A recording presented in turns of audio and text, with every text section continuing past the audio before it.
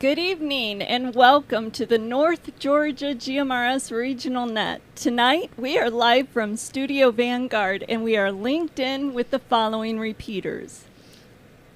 Flagship, McDonough, Toccoa, Jersey, Columbus, Watkinsville, Lula, Salicoa, Noonan, Rome, Dallas, Ocala, Florida, Mount Roosevelt, White Oak Mountain, Fort Mountain, Lookout Mountain, Cades Cove, and my screen went blank. Is that all of them? That's not all of them. I was partway through the list. So you're at Cades Cove. We also have Chattanooga, Ottawa, and Georgetown. And of course, our newest addition to the fleet, which came online today, Peachtree. Ah, the Peachtree 625. That's the newest one, so folks in that area may want to check it out. Awesome. Well, tonight RRF coverage is over 147 billion square meters. This net takes place every Thursday evening at 7:30 p.m. I would like to thank everyone who has made the North Georgia GMRS the most expansive and active GMRS network in the country. Tonight, your net control is WQYR 514, Atlanta 947. My name is Julie. In Atlanta 946, WQYR 514. My name is Justin. In Atlanta 935, WRZT 646, I'm Claire. And Atlanta 750, WRMR 367. My name is Jeff. And we've got Free Salad lurking. Yeah, Free Salad doesn't have a chair right now. We'll give him a microphone here in a little bit. He's in timeout. On the net, you can talk about your day's activities, radio equipment, or anything you think we'd like to hear. This is a family-based network, so we encourage you to get your family involved. Guest check-ins are welcome from anyone with a valid FCC call sign. Once the floor is open, it's permissible to address other members of the net by their name or tactical unit number. Your FCC call sign is only required when you sign in and sign out of the net. Also, you can tune in to our YouTube channel and follow along. Or even better, tune in after the net to watch your appearance on the network and hear how you sound to us right here in Studio Vanguard. Be sure to like and subscribe and leave a comment so we know you're watching. These interactions mean the most to help our new channel grow. Do we have any announcements? We have lots of announcements. Let's break, and then we'll see if we can catch up. Noonan 126, this is Noonan 125, over.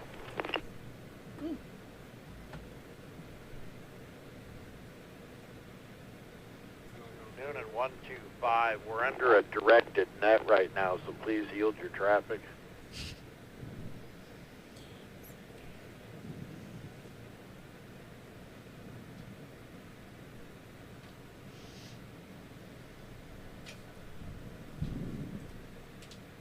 This is WRMR 367, Atlanta 751, Kate from high atop Mount Bolesky, live in Studio C with this week's Catch Up with Kate. We have a spice rack full of not yet expired bottles with some new announcements this evening, so pay attention or you may miss out. Tune in for the Rabbit Hole Net this Sunday evening. Same time, same repeater, just a different night. Plan on tuning in every other Sunday evening to discuss all things preparedness. The Rabbit Hole Net is returning this coming Sunday, August 4th. And now that the Rabbit Hole is moved, the Little Miss Radio Net will now hold the first Monday slot of every month. The next Little Miss Radio Net will be Monday, August 5th. This is the Back to School edition, so ladies, be sure to tune into that. Check-ins begin at 7:30 p.m. Be sure to tune in Friday night for the Friday Night at 9 Simplex Challenge. Thank you, Sterling. It's relay time. After the relay, there will be a discussion on the relay event. Early check-ins will start at 8 p.m. on the Ball Ground repeater. If you have any questions, please reach out to Dana, Atlanta 250, or Jonathan, Gainesville 58. All are welcome to attend. Skywarn training will be held again on the northern core portion of our network. Skywarn training serves a region where conventional weather services and amateur radios fall short. North Georgia GMRS Network strives to assist in this important endeavor by filling in the gap of communication services for the Chattanooga region and its Skywarn volunteers. Tune in next Tuesday evening only on the northern portion of the North Georgia GMRS Network. And the KidsNet is returning on Saturday, August 10th. Be sure to mark your calendars and get the kids ready for a great net just in time for back to school. Let me break. The Westside Lunch, which takes place every second Saturday of the month, will be next Saturday, August 10th, 11 a.m. at where else but Taco Mac. Taco Mac is in Marietta, 2650 Dallas Highway, Suite 110. The Northeast Bunch will hold their monthly luncheon on Thursday, August 22nd at Rooster's Cafe, 89 Long Branch Road in Dahlonega at 11 a.m. Due to scheduling conflicts, it will be held on Thursday instead of Wednesday. For additional information, please call out Bobby, Atlanta 403, or Joe, Gainesville 44. In other news, there will be a workshop with instruction and hands-on training, an opportunity to create your own Meshtastic node. Please visit w4am.net. That's whiskey4alphamike.net to register for this event. It'll be held on September 21st at 10 a.m. at the Hickson, Tennessee, Berkshire Hathaway offices. There is a limit of 25 attendees for this workshop, so be sure to register soon. Also at the same location on August 24th, a workshop will be held for Amateur Radio Emergency Data Network. AREDN is a networking protocol that does require an amateur license, but offers great bandwidth and some cool features for networking devices wirelessly and at some distance. Again, this is limited to 25 people, so please visit w4am.net. And again, that's whiskey4alphamike.net to register for this hands-on training event. North Georgia GMRS Network would like to say thank you to the CARC, the Chattanooga Amateur Radio Club, for hosting these workshops, and who doesn't love an opportunity for hands-on learning? More information about these events and other events the CARC engages in can be found at w4am.net. Be sure to use .net. .com will not get you far. Sorry. Let me break.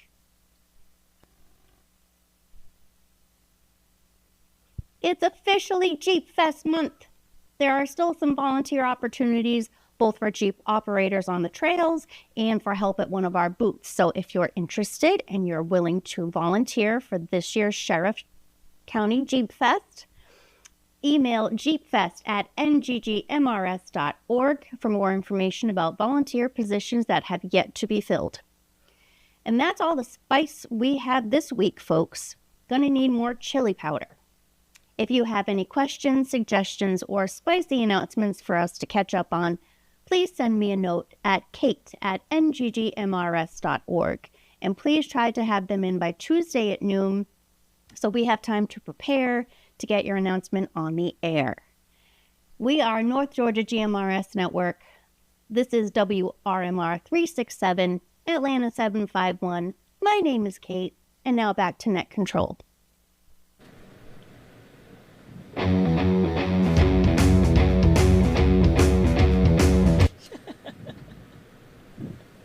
That was pretty cool. Not intended, but it was cool. All right. Let's see if, was that Noonan 125? I think that was Noonan 125. Tim, did you have any urgent traffic that you needed to convey? Who's got the pedal down? I have it. Oh. I have it. I didn't do it.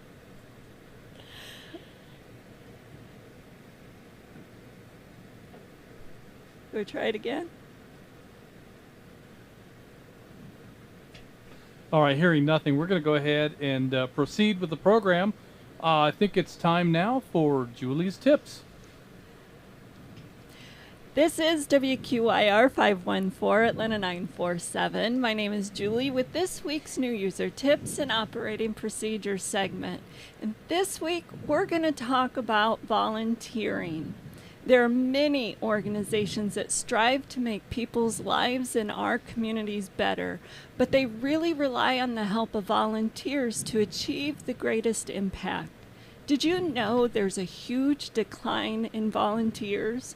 In fact, according to the U.S. Census Bureau and AmeriCorps, volunteering is at its lowest rate over the last 30 years. Look, I get it.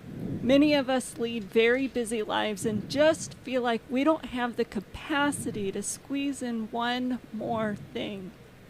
But we all know if we're passionate about something, we will definitely make the time for that activity.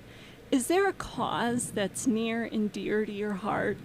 Do you want to make a difference in your community? There are many nonprofit organizations to get involved with, ranging from animal rescues, homeless shelters, food and clothing pantries, veteran services, foster and respite care, work days with parks and recs, home buildings, marathons, Special Olympics, Tim Tebow's Night to Shine dances, tutoring and mentoring opportunities for our youth, and so many more. The list truly is endless. I personally have been involved in many different volunteering activities over the years, and honestly, I find great fulfillment when I'm involved. It is of no surprise to me when research shows that good health and volunteering go hand in hand.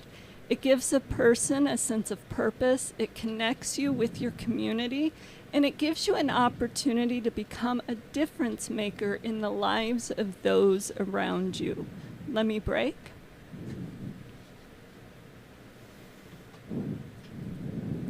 When I first got involved, I went into it initially thinking that I wanted to bless those around me through the giving of my time, when in actuality, I found that I was the one blessed through the experience. We don't have to look far to see the problems around us. My challenge to you is to embody the change we want to see and get involved with the solutions. These are just a few of my user tips and operating procedures. I hope you'll tune in next week for my next episode. And remember, if you have any questions or suggestions for new user tips and operating procedures, send me a note at julie@NGGMRS.org. We are North Georgia GMRS Network, and this is WQIR 514 Atlanta 947. Back to net control.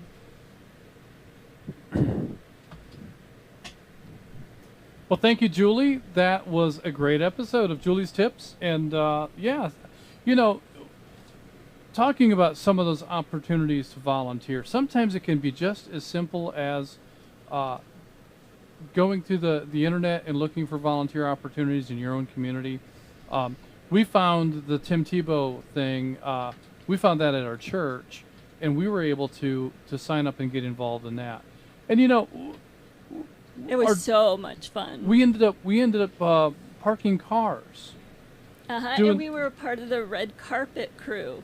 Yeah, volunteering to valet for the people as they arrive. Mm-hmm. And And so cheering them as they came out of the car. the idea was to make the guests feel like they were something special.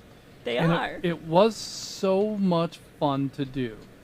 And as Julie had mentioned, that's one of those occasions where the time and effort that you put into volunteering is a far greater blessing for us probably than it was for them. Yeah. But I think the kids had the joy that we saw that those kids expressed was just phenomenal. So, you know, another opportunity is at your local shelter. So many of us love animals, and it doesn't take a lot of effort to volunteer at the shelter. Many of these dogs, you know, they need a home, but some of these dogs also need some socialization. They need to be able to spend time with people to kind of get them past whatever trauma got them put in the shelter to begin with. So if you can volunteer at a shelter to walk a dog, spend time with the dog, maybe check the dog out. Some shelters will allow you to take the dog home for a day or for a weekend.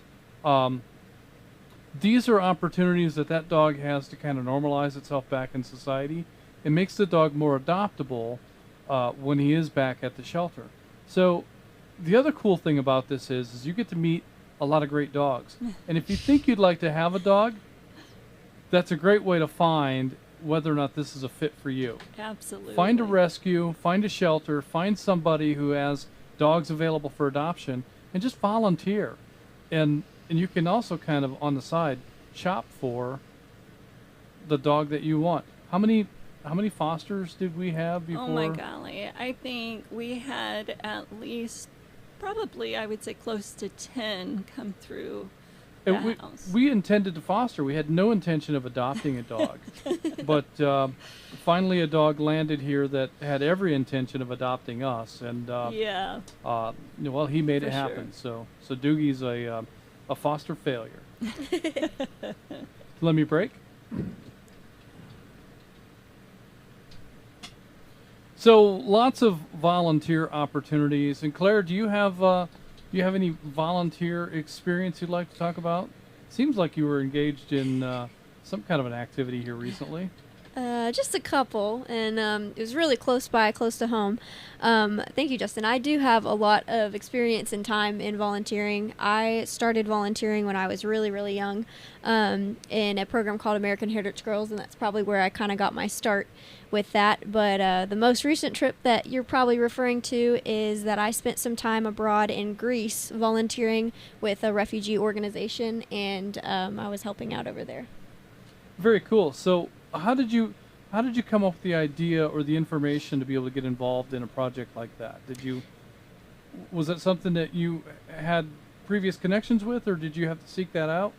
Yeah, so the college that I attend, they actually require that their students go on a global perspectives trip, and their intention with that is that students will go and experience another culture and experience culture shock and experience the way that maybe another people group lives and just get a broader sense of the world and understanding of that.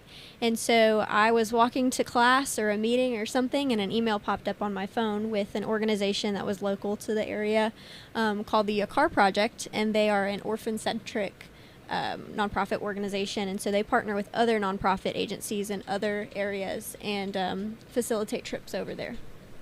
That's pretty cool.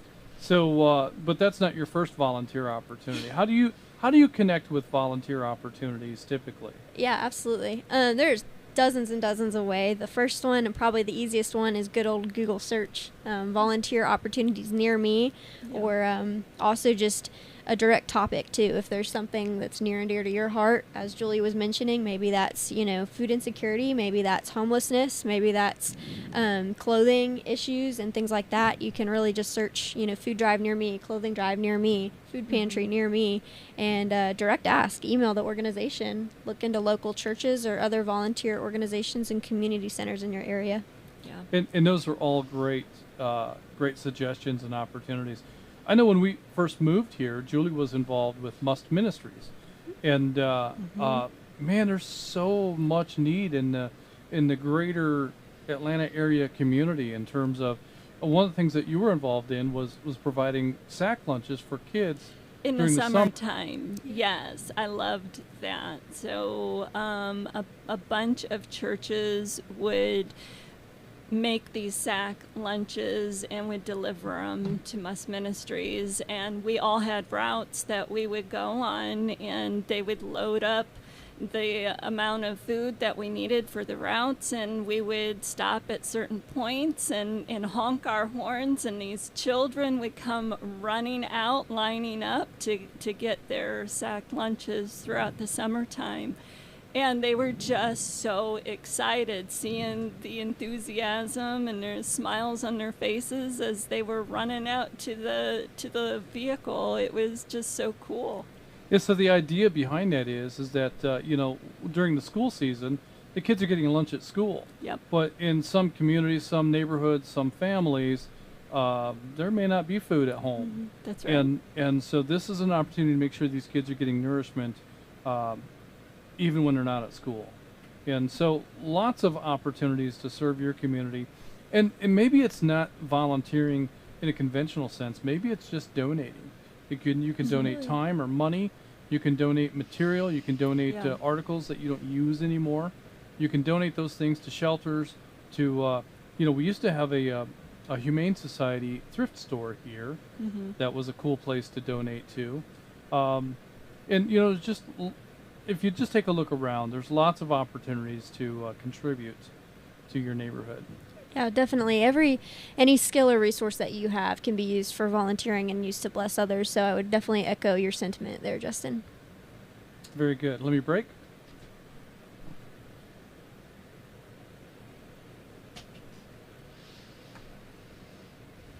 All right, so we kind of went out of order with things. We're looking for an opportunity for Julie to escape.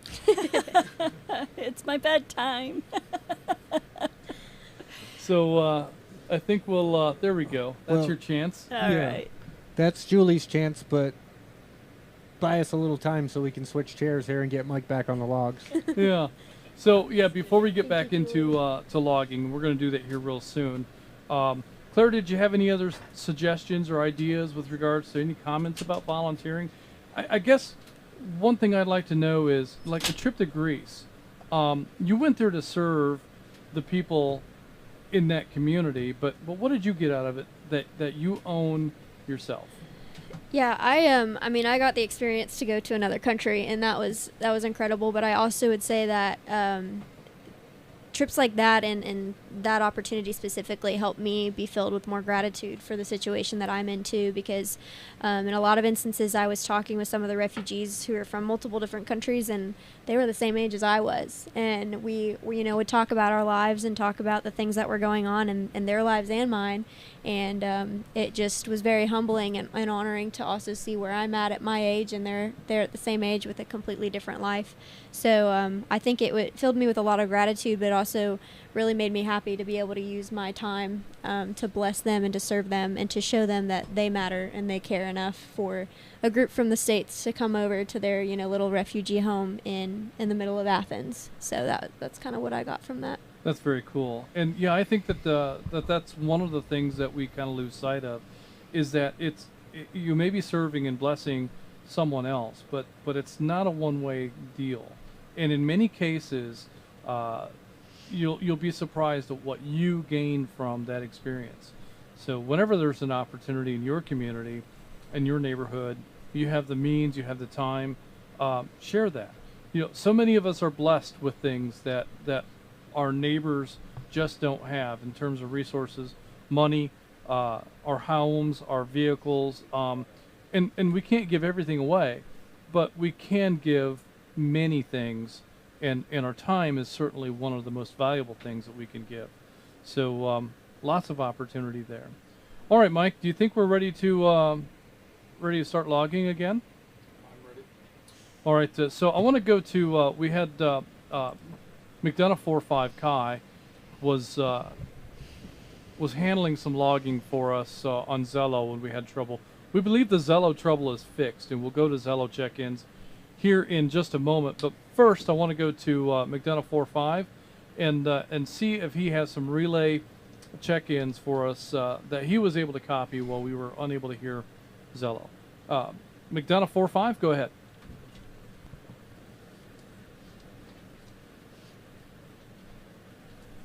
Hey, good evening, everybody. I just heard a couple people come through, so I just want to relay that for them. I heard chat, looks like 118 Stewart, he's in. Then I heard a WRQD242, if I heard that correctly. Didn't hear if they were in or out.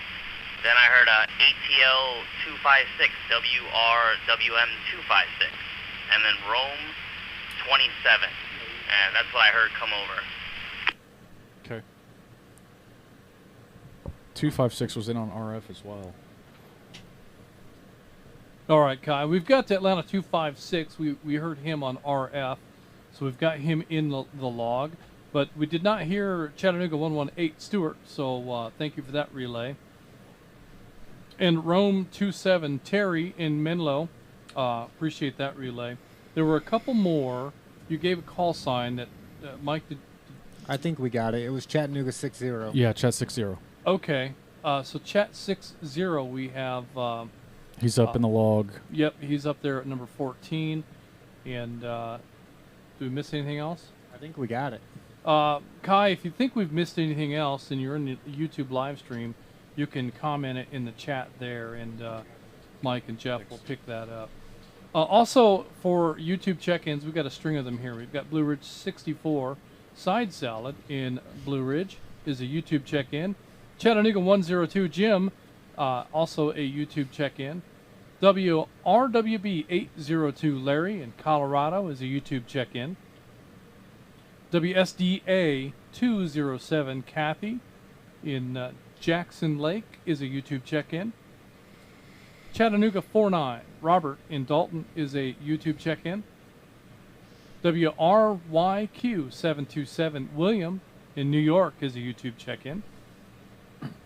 And we have Rome 12 Mark in Rome is a YouTube check-in. And we have WSDS 818 Chris from Snellville is a YouTube check-in. And one more coming in right now as I speak. We have WQQD 705 Chris in Grundy County, Illinois. Is that Grundy County? Is that? I think I know who that is. Chris, is that you? Just say so in the YouTube chat, and then I'll know. All right, that's what we have at this time for check-ins. So I want to go ahead and go right back to Zello check-ins. We think it's working now. Did we reset everything that needs to be reset? I believe it to be working. Chuck tested it for us while we were on break. I think it's doing what it's supposed to be doing. And we were finally able to hear Chuck, so I expect we'll hear anybody else that comes in on Zello. So at this time, we're going to stand by for any Zello check-ins. If you're using a radio to check in, please hold your traffic. Zello check-ins only, please.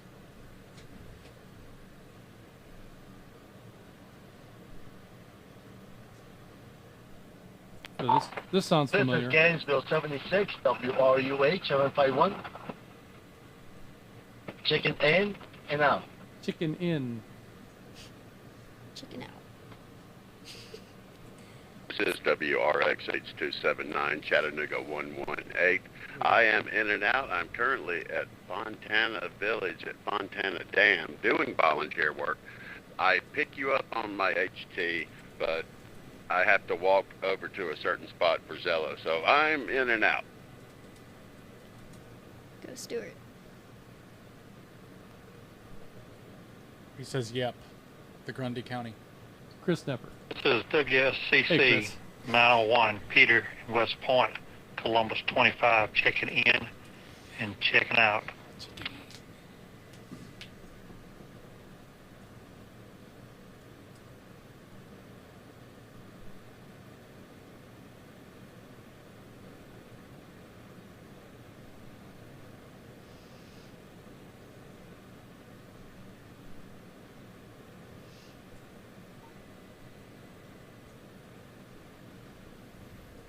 YouTube folks, help us out. There's 28 of y'all in here and only 13 likes.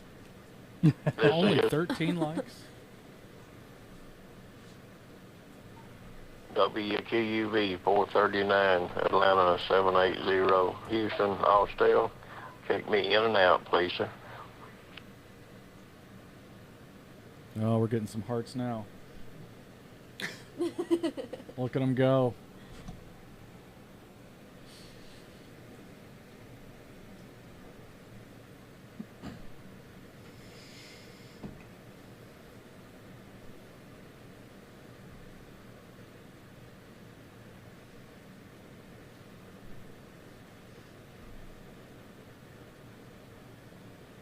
Is that still Zello?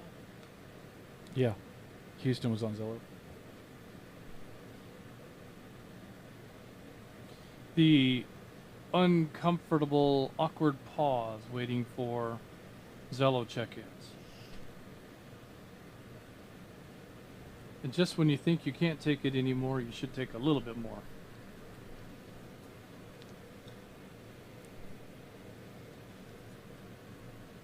All right, let's go. All right, at this time, we're going to go ahead and acknowledge WRXQ527 Charles in Knoxville as a YouTube check-in.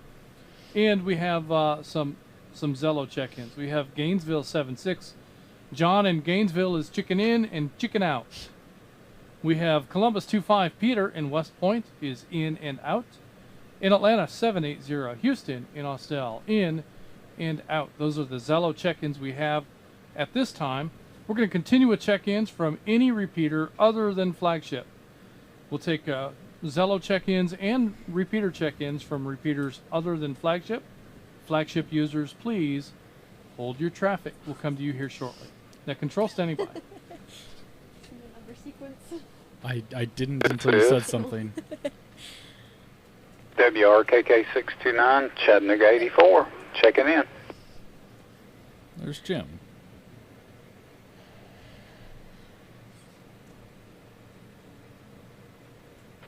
This is Atlanta 622 WSDT 898. That's Lori Lou. Marvin in Covington. I'll be checking in and hopefully can stand by long enough for some comments later. Atlanta something 22? 922?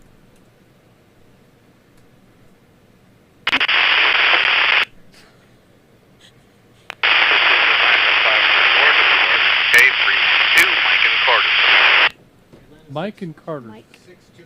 622. There's Marvin. All right.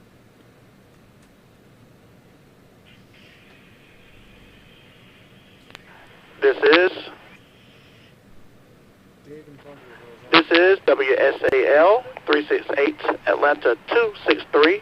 Rogers and Dunwoody checking in on the Peachtree repeater. Nice. This is WRXV 696 Dallas 64. Josh in Dallas. Check me in and check me out, please. Thank you.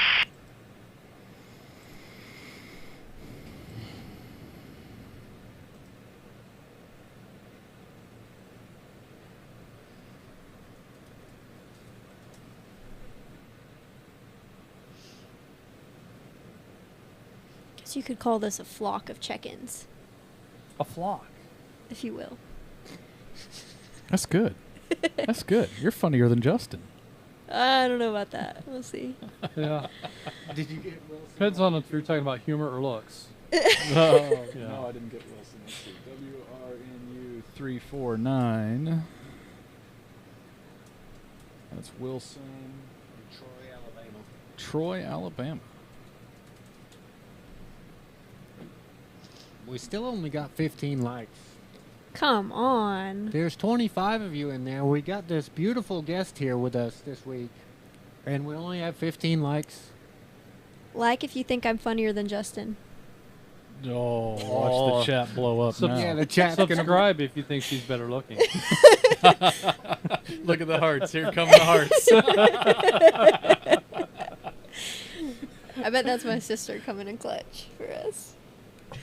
All right, let's go ahead and acknowledge this round of check-ins. We've got a YouTube check-in from Atlanta 936. Who is that, Claire? That would be my younger sister. Ah, well, we'll have to get her on the air. I don't know how we do that with YouTube, though. But we'd love to hear you come on the air and chat with Claire tonight. So hopefully, Lauren, you can come and do that. Also, we've got Chattanooga 84 Jim in Hickson is in with us tonight. Atlanta 622 Marvin in Covington is in and out. We have Dave in Cartersville. You were washed up in static. That's all that we could hear was Dave in Cartersville. So we don't have a TAC number or call sign, but we do have you in the log. We're going to mark him as in and out because if he does try to come back, we're not going to be able to make him out. But Dave, you're in the log. We also have Atlanta 263 Rogers in Dunwoody is on the brand new Peachtree repeater. Thanks for checking that out with us, Rogers. Appreciate that and sounded good. Dallas 64 Josh in Dallas is in and out. And we have WRNU 34 WRNU 34 Stand by 349. 349 Wilson is a guest check-in from Troy, Alabama in YouTube. Thank you for that check-in, Wilson. And so at this time, we're going to continue with check-ins from any repeater anywhere, including the flagship repeater. Please be patient and one at a time. Net control standing by.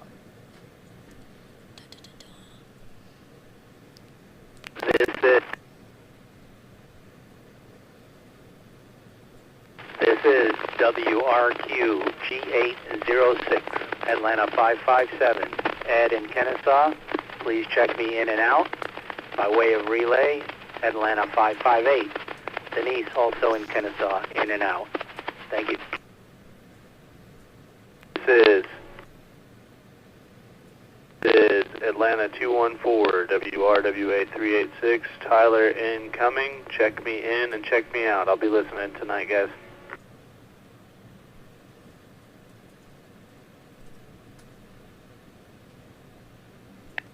This is WSDL 956, Noonan 125, Tim, coming from Zebulon Repeater.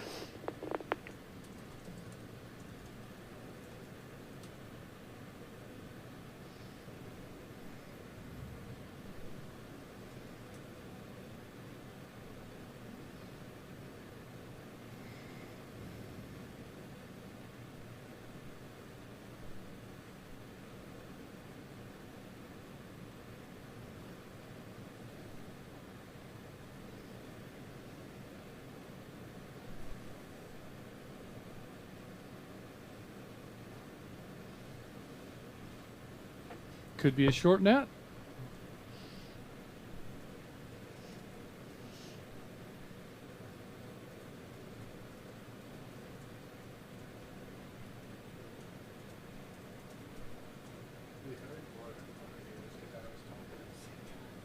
Oh.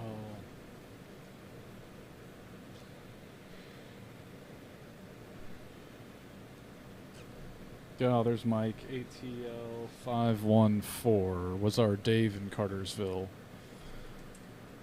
Mike, I'll get the log updated. School, I think, just started too, so it might be And shorter than usual. Marvin, we heard you just fine. There was just background noise if you're still watching on the live stream. We'll leave you as in for later on so you can make comments. We'll call on you, Marvin. All right, Net Control is going to go ahead and acknowledge what we have. I heard Atlanta 557, Ed in Kennesaw is in and out. Also, Atlanta 558, Denise in Kennesaw, in and out. We heard Atlanta 214, Tyler incoming is in and out. And on YouTube, we have Cades Cove 78, Charles is a YouTube check-in. And we have Noonan 125, Tim in, I'm going to say that wrong, is it Molina? Sure. I'm not even going to try. All right. All right. Well, we're going to call it Molina for now. And we don't know if you're in and out, Tim. We're going to leave you as in and call on you later. If you're not there, that's fine. We'll figure it out. So that's what we have at this time. I think we're going to go ahead and kick things into gear. If you didn't get a chance to check in, we'll take one more round of check-ins at the end of the program. So it'll be an opportunity for late check-ins, questions, or comments at that time. For now, let's go to the top of the roster. And we have Claire with us tonight, and the subject is volunteering. So be a great opportunity to ask Claire any questions you might have about her experience in Greece or about volunteering in general, and any comments or experiences that you'd like to share. So we'll go here to the top of the list, and we'll start off with Atlanta 250, Dana in Dahlonega. Dana, do you have any volunteer experiences you'd like to share with the group?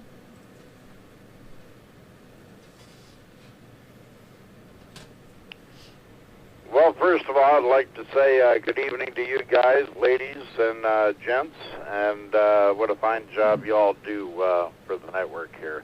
Yeah, I just want to make something that, well, just a brief story that I was involved in at the early part of the year. A church that has been standing since the mid-1850s down the road from me. Its pantry was burglarized, and believe it or not, all the food that they had allocated throughout their different events was stolen. Let me break. sometimes when bad happens in a community, a lot of good comes out. And it was myself and 3 other neighbors that went around with our pickup trucks to not just all the other neighbors, but to Food Lion and to several other stores, Ingles, and told them what had happened. We had a copy of the police report, of course, as proof. But they all donated, and we were successfully able to restock their pantry to levels that were higher than what was stolen. So just a brief story that sometimes it takes a little bad for a lot of good to come out. And Claire, I'm very aware of your trip to Greece and all the great things you do, and your dad's a great guy, and your sister's a great gal, and and there I go timing out again. But I'll leave all the questions to some other folks, and that was pretty much all I had to say. Can I acknowledge? Well, thank you, Dana. I just wanted to acknowledge that and that story. It sounds like an amazing opportunity that you had to do some good in the community, and just as you were saying, better good than was taken advantage of with the break-in, and you helped the community, the church, as well as the people who were able to donate all of that food by way of you guys making that aware to them.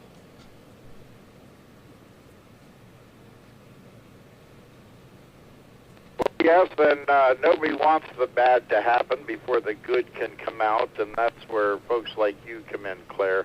But it was just a perfect opportunity for myself and my friends and my neighbors, my friends are my neighbors, to take advantage of the situation and do some real good. So, and if anything like that ever happens again, if any of our close neighbors or friends have need, let me break. We will all jump to the moment, and we try to take care of ourselves up here. But far be it from just it being our little neighborhood. We will respond to whatever is necessary. Yeah, I definitely agree, Dana, and that's something that we can witness to on a national scale when you see, hurricanes and natural disasters and big events go around. That community spirit and looking out for each other kind of happens nationwide too, with relief organizations and donations of time and money and effort and all sorts of things like that. So I want to commend you for jumping into action there for that local church, and thank you too on behalf of that community and all the people that were served by that food pantry as well. Go ahead and call on the next person. And moving back down the line to Gainesville 417, William in Auburn, I would love for you to give in your feedback as well on the topic.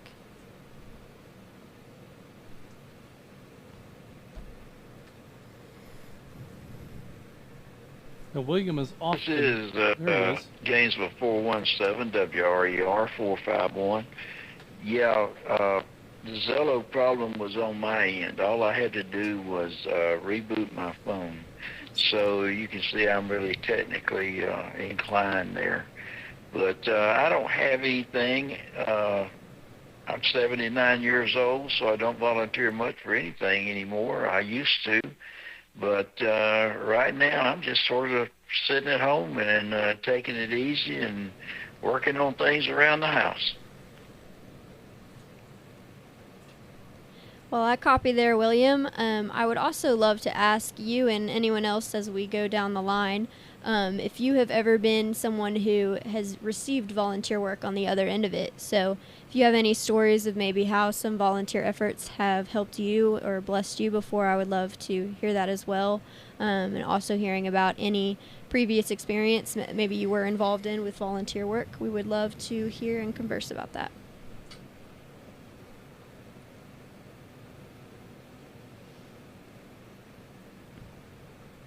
Well, before I was a police chief over here in Auburn there for a while, and we did have several volunteers come in and do different things. We did funnel cakes, sold funnel cakes at the festival over here, and we had volunteers come in to help us, and that was a very good thing. That was raising money for the police department, and that's been about the biggest thing I've been in.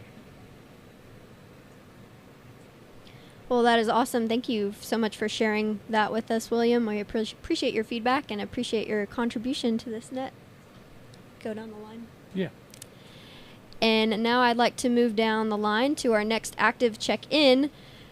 McDonough 22, Tim Barrett in Stockbridge. We welcome your feedback.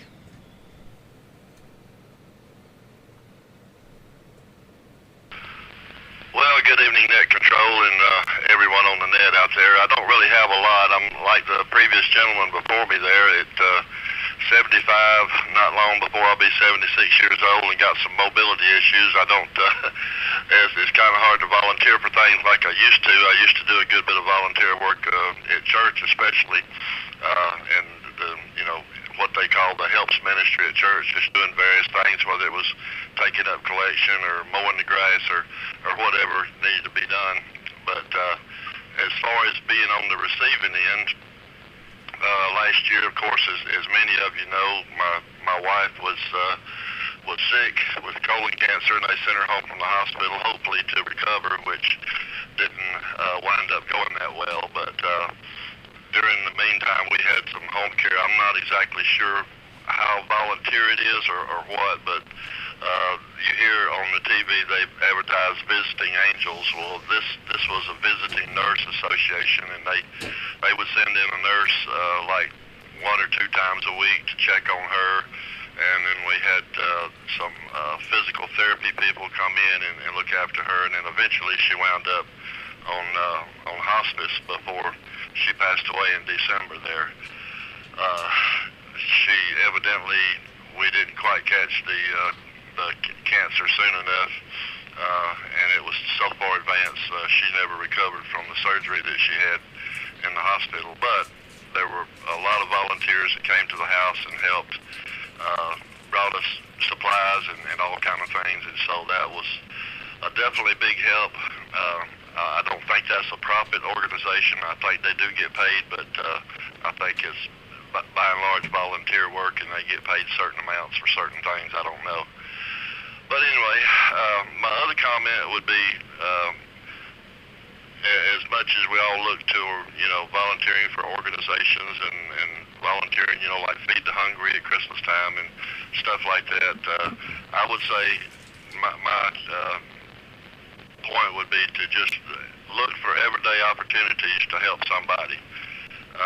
And if somebody has done something for you in the past, be sure and pay that forward to somebody else, because if they're generally and they don't have anything in return, I've had a number of things like that happen over my lifetime, and I always try to pay it forward. I always remember, what was done for me in the past and try to pass it on to somebody else, even to multiply it even above and beyond what I received originally. So, whether it's helping somebody across the street or opening the door for somebody or helping somebody get their groceries in the cart, various things, we just look out for an opportunity to be helpful and be kind. So that will be my comment, and I'll throw it back to Net Control. Thank you, Tim. Yeah, I just want to comment on what you shared with us. Thank you for sharing that. I think that people being able to service you during that hard time for you and your family is a wonderful thing of that volunteer efforts that you have put in over your lifetime, just kind of coming back around to serve and bless you. So I think that's fantastic.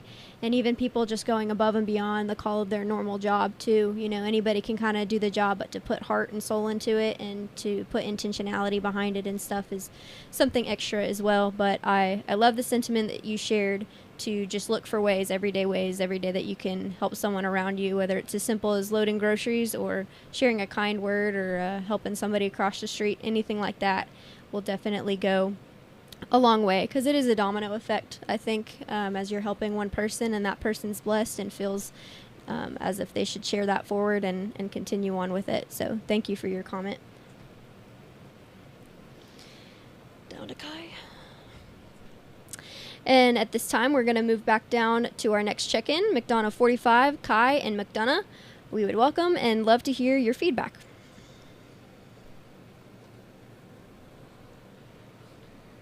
Good evening, Net Control. Good evening, everyone. Yeah, I just wanted to comment. I think from the volunteering aspect of giving your time, time is your most valuable asset on this planet. I've been fortunate enough my whole life to be in the public servant area. From when I was in grade school, I was a peer leader, up through my military career, all the way into now. I find myself giving back a little bit of time because I am able to make my schedule and do things as I please.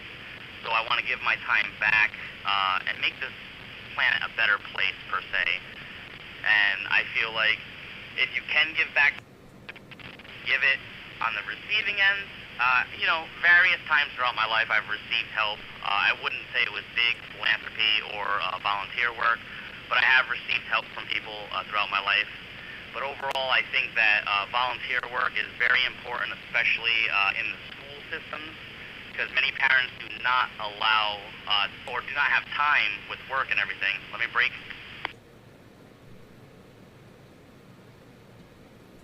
Many parents are tied up with going to work in the morning. I am blessed with being able to bring my youngest to school every morning and pick her up every day. So I like to give my time back to the school now until they're out of school, and then maybe I'll find something different to do after they're all out of these public school systems. But that's all I have for tonight. I hope everybody stays safe, and thank you.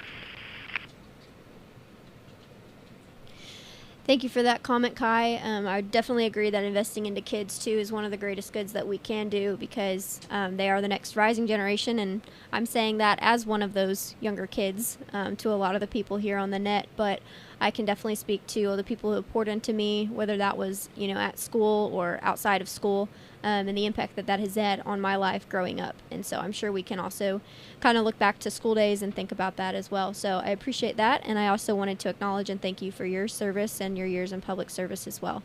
Thank you for checking in and out, and I'd like to move down to chat 60, Jason and Hickson. Am I slow enough? He was one that we didn't get an in and out on, so okay. He may not come back to you. Sounds That's good. okay. He's often in and out. Yeah. So. Sounds good. Well, Dad will be next. I can pick on him. Wait an extra second after you push down on the foot switch before you start talking. Negative feedback from chat 60, so we're going to check him in and out for tonight. And moving on down the line, we have our very own Dwayne Wallace, Atlanta 933 in Canton. What do you got for me, Dad? Well, Claire, you're doing a great job. We're all very proud of you. I just wanted to share when Claire talked about the topic tonight and that she would be participating.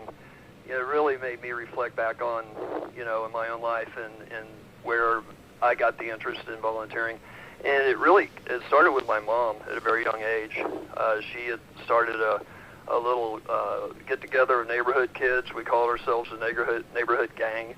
And, it was like, it was a little Bible study, had some snacks, played some games, and it was just her way to give back to the neighborhood.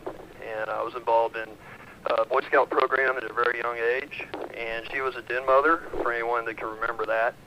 And, we actually met in our house, and I ended up being involved in the Boy Scout program from 6 years old all the way through my youth, and then volunteered in my adult years. Let me break.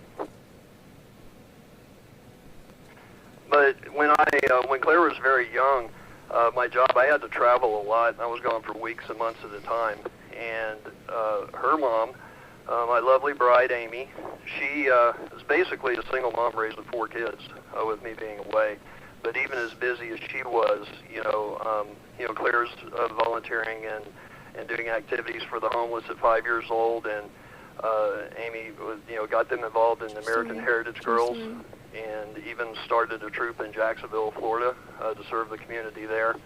And Claire and her sisters went all the way through the program, in their lives as well, and their service continues today. Great. So I've actually had the unique perspective of being involved in service and volunteer organizations, both as a member and as a leader and as a volunteer. And one of the neatest things about that is you get a lot of satisfaction out of serving the community, but you also get to experience a lot of things that you probably wouldn't be able to experience if you weren't involved in those organizations. I mean, between Boy Scouts of America and American Heritage Girls, we would go to Appalachia and spend weeks in there for summer camp, hike the Appalachian Trail, went to Cloudland Canyon in Georgia, which is, great, Philmont Scout Ranch in New Mexico, even things like cave kayak camping in Kentucky and flooded abandoned mines, going to Sapelo Island, Georgia. So not only are these great personal experiences, but they're great experiences to share with the youth and your family if you're volunteering and doing it together as a family. Let me break. He's going.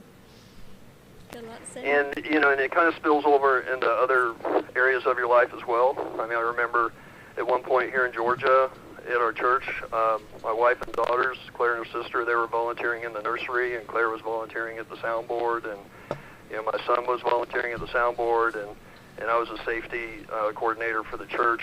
So, it really just kind of becomes a life choice. And, I think we get out of it a lot more than we put into it.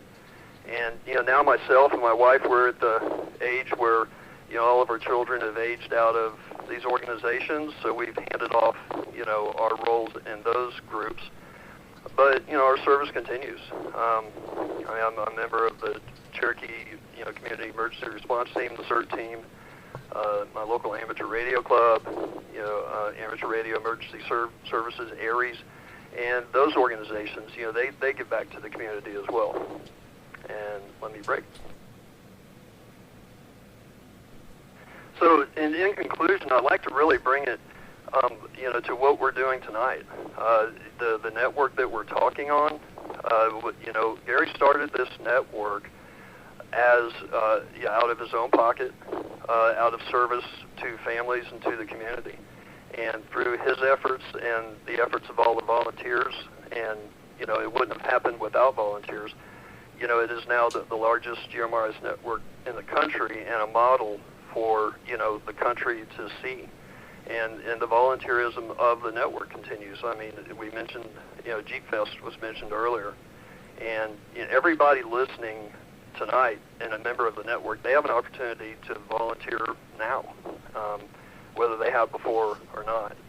And I'd like to conclude something with me that's pretty fascinating about a brain study of people that are involved in volunteering activities and how it actually affects them. So, Claire, would you like to share that?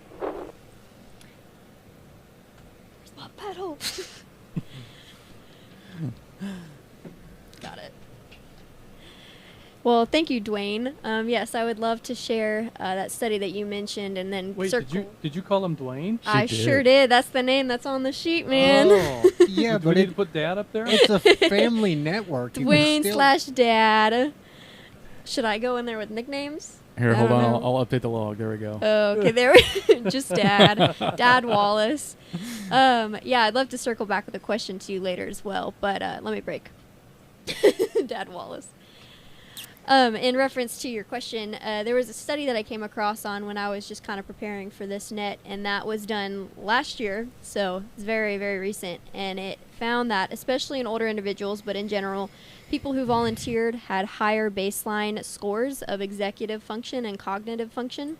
So it was actually alluding to volunteer work as being a way to fight against dementia and kind of help set the brain up well for that, and to help with mental and cognitive decline as well. And then also in people in general, especially elderly people who a lot of the times have kids grown and grandkids grown and things like that, but it also gives them a sense of purpose and a social outlet and motor skills, all sorts of different things. So I think there's a lot of personal benefits to volunteering. Let me break.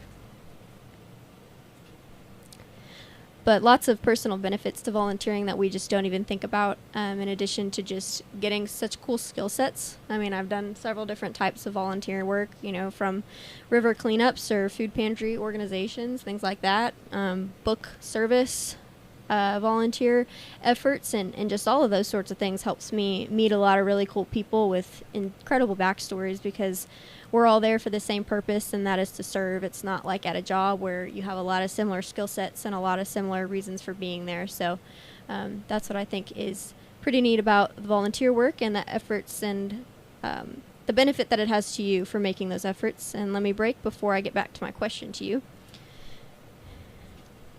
And so, Dad Wallace, my question to you is, with your experience being a Boy Scout and also serving in scouting organizations for kids, can you explain how, or kind of just relay how volunteering, you have seen that shape the youth, and how you've seen volunteering maybe change the attitude of a whole troop, or just the impact that you've seen on that in kids' lives?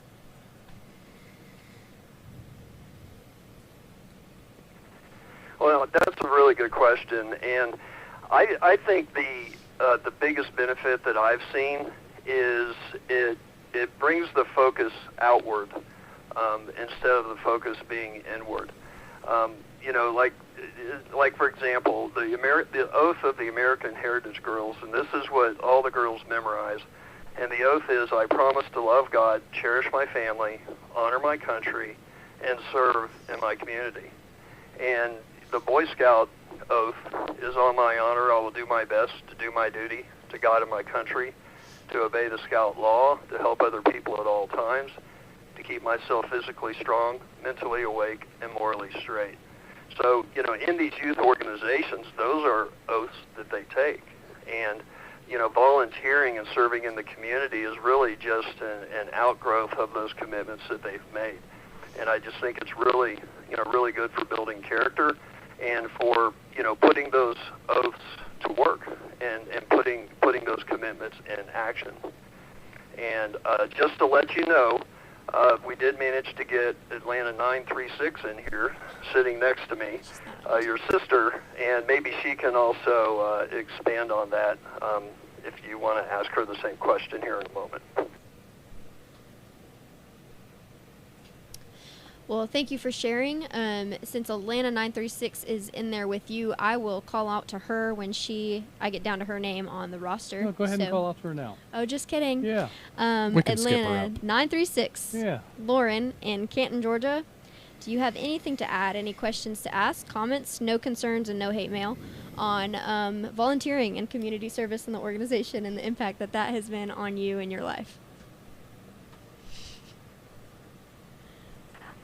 Well, first of all, hi, Claire. Second of all, I think, especially being in AHG like we were, it's important to see, important for the younger girls in the troop to see the older girls stepping up and setting that example for them, because I know when I was younger in the troop, seeing the girls older than me made volunteering look fun, and of course when you're young you want to have fun, so them making volunteer work look like a fun experience rather than just doing unpaid labor for hours on end definitely helped change my perspective.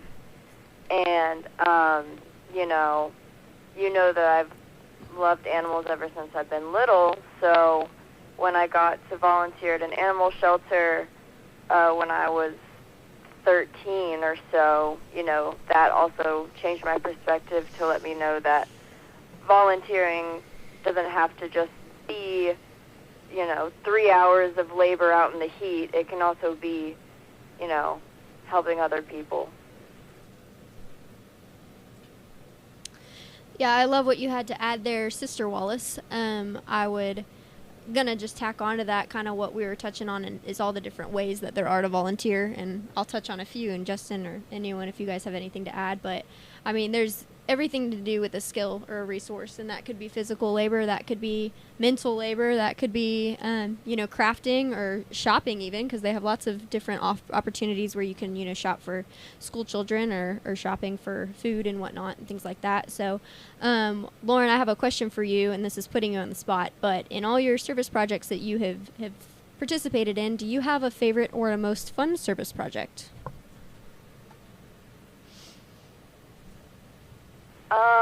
Definitely, I mean, not to call you out here, but working on your Stars and Stripes project, which was renovating an Adirondack shelter at Wildlife Action here in Canton.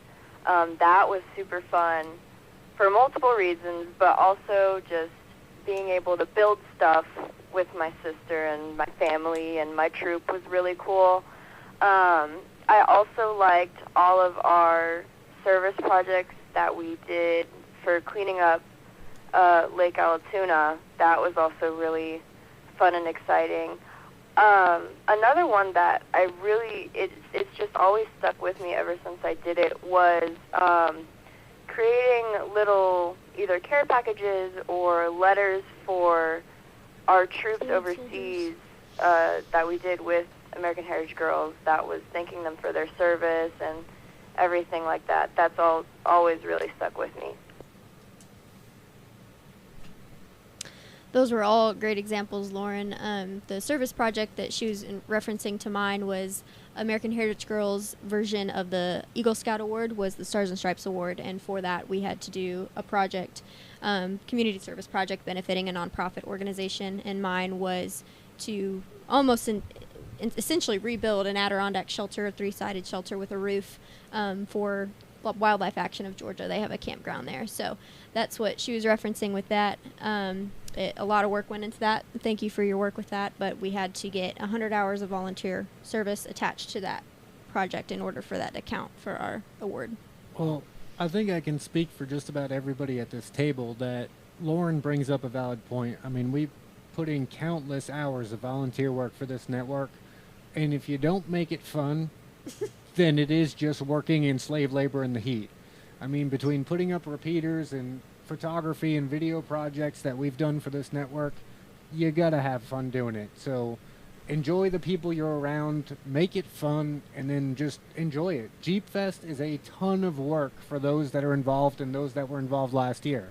But we had a lot of fun, and can't wait to go back again this year. Oh, yeah, we're definitely chomping at the bit to get out there and repeat that experience. So I think that's probably the biggest thing of what I want to reiterate about what Lauren said is having fun while you're doing it doesn't make it feel like work. Well, before we let Lauren escape, I just want to say thanks for coming on the air tonight, and I know this isn't your thing, but you sounded terrific, and really appreciate the family connection here, because that is what North Georgia GMRS is all about, is family. So glad to have you on the air with us tonight, and I'm going to hand it back over to Claire. Yeah, I just wanted to reiterate what Justin said. Thank you, Lauren, for sharing and coming on the air tonight, and we hope that you join on other future nets and air traffic as well. At this time, I'm going to move on to our next check-in, which is Atlanta 75, Harry from Marietta. Harry, we would love to hear any stories you have from volunteering, any experience you have from volunteering or having volunteer work done for you to bless you, any questions or comments you may have.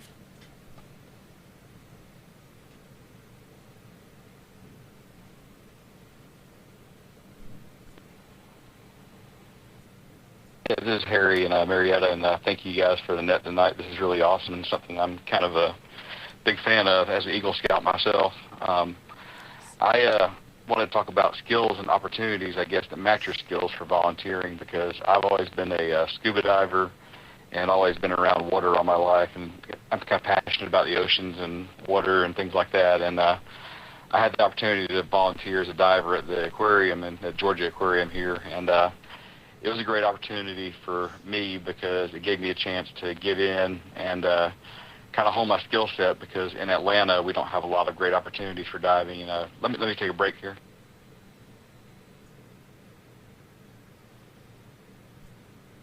And like I said, we don't have a lot of opportunities for diving and places to get in, so it's a great chance to get in and kind of keep my skill set up, because it's also an expensive hobby, and you're spending several $100 to go to different dive sites all around the world and dive and see other animals and things, and get a chance to do it in your own backyard and see animals and things you wouldn't get to see otherwise is a pretty great opportunity. And it's also a great chance to take a fellowship and meet other divers and people that have the same similar interests as you, and it gives you a great chance to meet dive buddies you wouldn't meet otherwise, and also they give me some good training and pick up skills I wouldn't have gotten otherwise either. So like I said, it's just been a great opportunity to kind of match my skill set to something I've always been passionate about and work with, and that's what I wanted to add to the conversation tonight. Well, thank you, Harry, and I can also speak to, I'm sure we've all been to an aquarium at some point, and if we have, we may have had the opportunity to see one of the divers in those big tanks.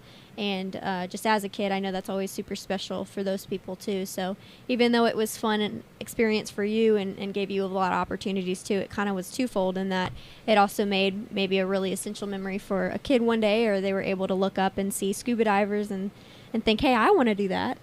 So that's also really impactful for kids. So thank you for sharing with us, Harry. I'm going to move on down to Atlanta 403, Bobby in Cleveland at the Vortex, who has checked in tonight. Bobby, what do you have for us? Well, good evening, everybody on the net. Well, most of the people that know me know I've done a lot of work with my buddy Atlanta 406 and his VFW post, and his Disabled American Veterans. I never got to serve, so I give back whenever I can to them, and wish I could do more. But I've made frames for posters for them, and on occasion built ramps for the veterans that are disabled and need ramps into their house. And I've done a few projects like that in the past couple of summers. And let me break. And the other end of my volunteering would be with White County CERT and helping out the firemen and EMS in White County. And that's like somebody was saying before. That's been fun and a lot of fun. Made a lot of new friends with that. And, that's my way of giving back to the community. And you get the involvement. You feel involved. And, it is a good thing. And you meet a lot of good people. You hang out with a lot of good people.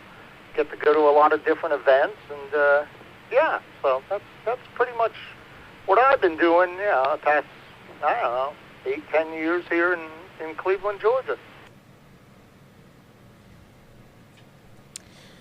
That is great feedback for us, Bobby, and a great contribution to our conversation, especially in that there's so many different things you can do to volunteer. You mentioned posters and pictures and things like that, but also physical labor and building ramps for veterans who have been disabled, and I think that's super important, especially because a lot of veterans I know that come back from their time in the service, and that reintroduction back into civilian life can be very difficult. So I think that's a wonderful way to give service back to those who gave service to our country, and help them feel seen and known and cared for, at least served in that capacity.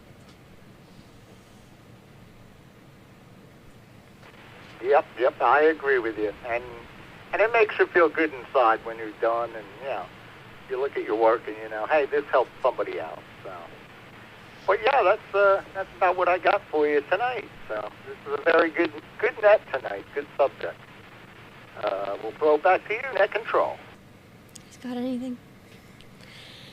Thank you, Bobby. We appreciate it. We're going to head back down the line to Atlanta 256. Chuck in Dawsonville. What do you have for us tonight, Chuck?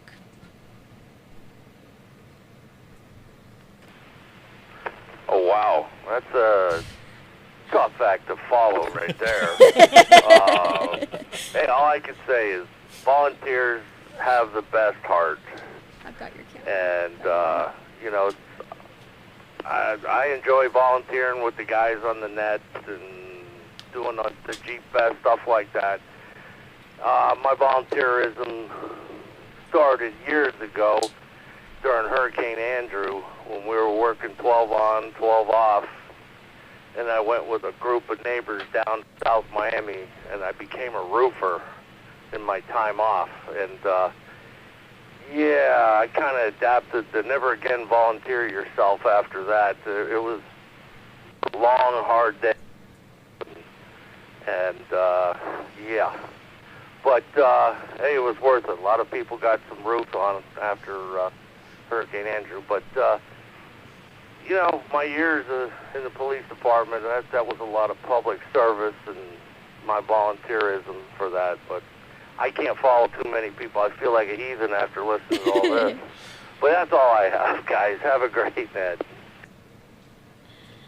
Well, thank you, Chuck. I appreciate what you had to add to our net tonight. And I would also encourage you, too, to not give up and maybe seek out some areas, anyone on the net listening tonight who maybe this is stirring a little spark in you to get involved in some volunteer efforts for topics that you're passionate about or that maybe tug on your heartstrings a little bit. So Google's a great resource as well for that. But thank you, Chuck. I appreciate what you had to add to that. Going to move on down to room 27, Terry and Menio. Is it Menio or Menlo? I think it's Menlo. Menlo. Terry, we turn the mic back over to you. I'm going to call on net control here pretty soon. Hope you guys have something to add. Yeah, you should definitely call I on. actually pronounce Monroe, but that's okay, Claire. He's usually in and out. Okay. I'm dyslexic. To it. But I'm a volunteer with the American Red Cross and many different organizations.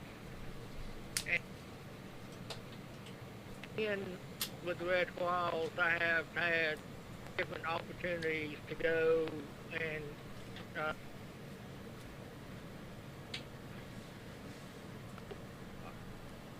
most of them are for hurricanes. That's just pretty much about it. And one question for you, Claire. While you were over in Greece, what good foods did you actually have that was local? It always goes back to food Good with food. this network. Well, on the food question, first of all, thank you also for sharing your experience with the network. But on the food question, I had a lot of authentic food too. One of the good experiences that I had was when I was actively volunteering on our work days at the different refugee shelters. We would go to whatever local just town that we were in and walk kind of the square and find some local restaurant to just pop in and out of. So that was always really nice because it was out of the tourist spots. So, of course, people looked at us like we were crazy, covered in paint and dust and dirt and everything. But really got to experience the culture of Greece, but also some pretty good food. Let me break. So on the types of food, Greek salad, I know that one would be pretty well recognized, but also everything's blinking right now. Were they free? Greek salad. Well, they were technically free for me because I had prepaid my trip dues. So yes, no, slash. Maybe we'll have to take a North Georgia GMRS trip over to Greece and find out. Well, your sidekick here with free salad. That's why I asked. Well, we'll see what we can do about that. Maybe there's international shipping on freeze-dried Greek salad. There's always a story. There is a story. All the best stories have stories. Anyway, to further that, every night we went to a local restaurant, which was great. I tried to stay away from anything that had looked slightly Americanized because I wanted to try everything that was furthest from it. So let me break really fast.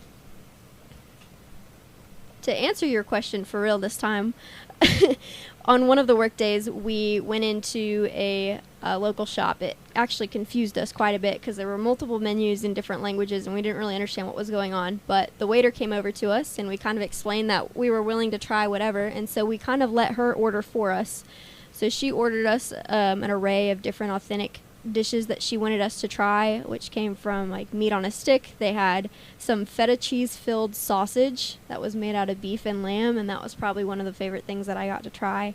But like Euro type pita platters as well, which is like build your own DIY almost, and then also some dishes that came in like little cast iron skillets, and it was like a rich red sauce with sausage and vegetables and all sorts of those kinds of things. But that was my food experience over in Greece. It was wonderful.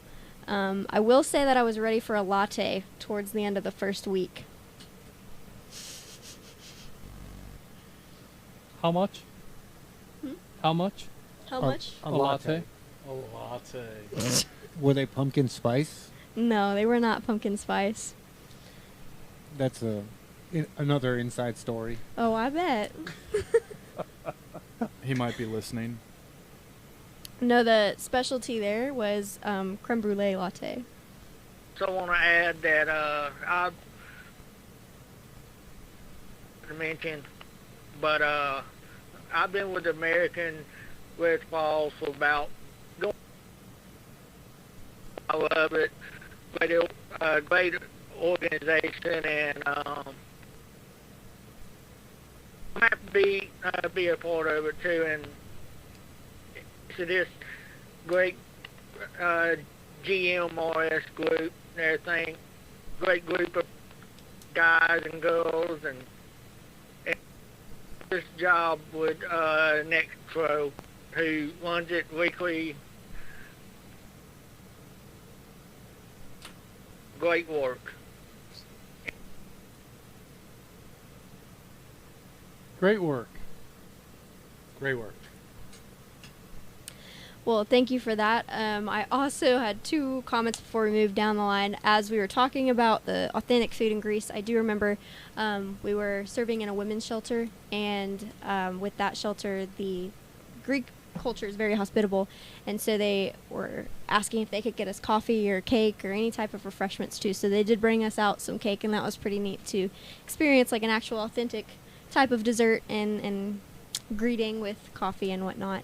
And then to second your sentiment as well, I'll mention that we are all here right now also as a massive effort of volunteer efforts. So I would agree with you there too, that we're all sitting here able to talk on the net and able to conduct these nets as a result of volunteer work, and that is volunteer work that I know does not end from anybody here in net control and leadership on the North Georgia GMRS Network.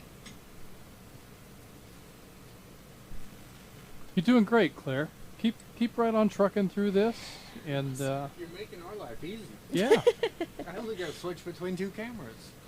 Well, That being said, I'll let the next guy or girl take it over, and thank you very much for calling on me. That's awesome. thank you, Chuck. We appreciate that. And I will continue to move down the line to room 27. No, that was what we were just at, weren't we? That's right. Room 27. We're at Terry. Thank you, Terry. Moving on down the line, big skip over to Chat 84, Jim and Hickson. Jim, what do you have for us tonight? The real question is, how's the YouTube ratings? Oh, you're getting... Well, good evening, everyone, and thanks for doing this net.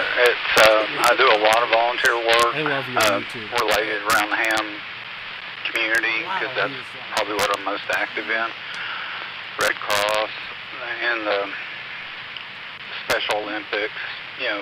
I'm going to do Ironman next month, and I do a lot and help out other hams with antenna projects that they're not able to handle, and recruit other GMRS members and or ham members to help me from time to time, and when I do, it's good. We did a cleanup on the lake last year, but one thing I found, a lot of these things that I volunteer or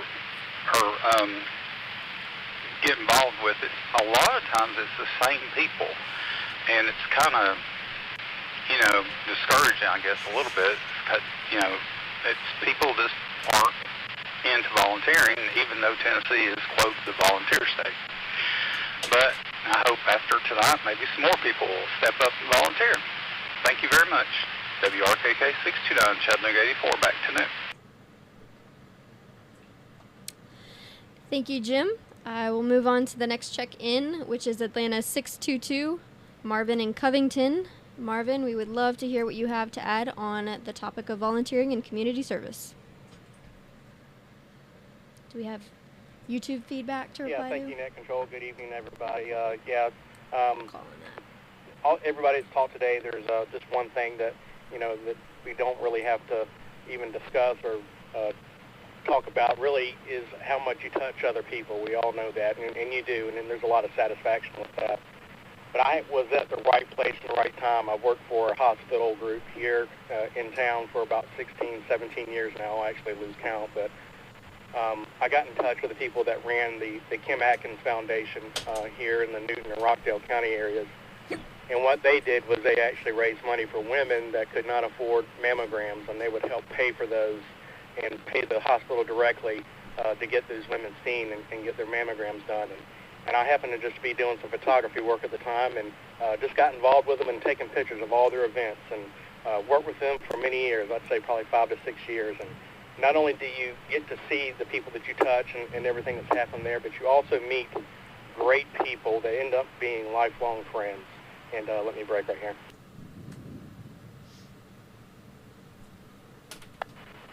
But the people that also get involved, that you work side by side, also volunteering, it's amazing and eye-opening and really touches you when you see other people working just as hard as you and what they sacrifice as well.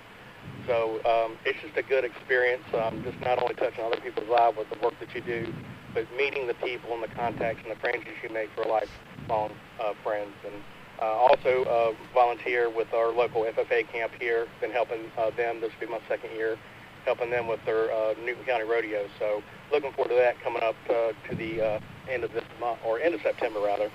And just everybody that I've actually talked to here on the network here lately that's willing to help new people. We hear Dana, Atlanta 250 all the time is always willing to help people, and it's just amazing how many people will volunteer their time here on this network. And I'll take another short break.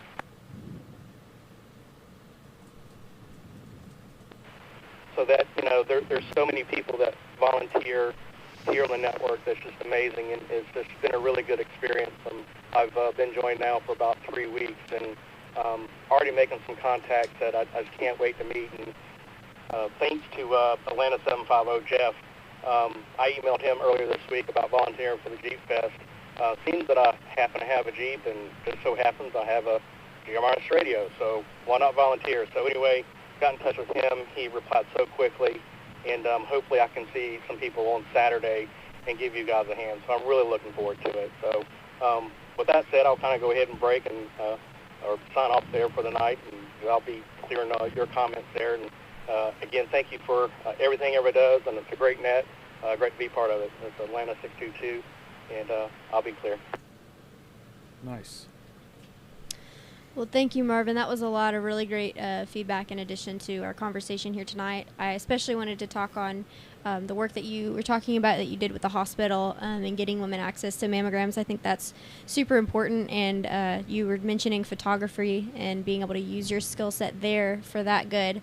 And they say a picture speaks 1,000 words. I know we have a photographer in the studio with us tonight, and I think that seeing pictures of volunteer work is something that's also super special, because you can kind of see the emotion that is on the volunteers' faces, but also on the faces of people being served, and you can really see just the end result of the efforts that all the different people put into, especially even with North Georgia GMRS, as you were mentioning too. We see pictures coming out of repeaters going up and nets happening and big events that we're volunteering at, Special Olympics, Jeep Fest, all those sorts of things. So thank you so much for that. I, at this time, would like to open it up to our net control right now, also receive any feedback we have from YouTube that we want to address to keep our ratings up. So over to the rest of net control. Not me. YouTube specialist. Well, yeah, you. Me. You. The guy that drives an hour and a half here and an hour and a half home every week to be able to log for us, despite the fact that we've developed technology that could allow you to do it from home. We have, you that's still come here and hang out with us. So 'cause it's fun. That's a lot of miles, and it's a lot of dedication, and you're here every week. We can't get rid of you. I think that I've missed like 3 weeks since I started with y'all.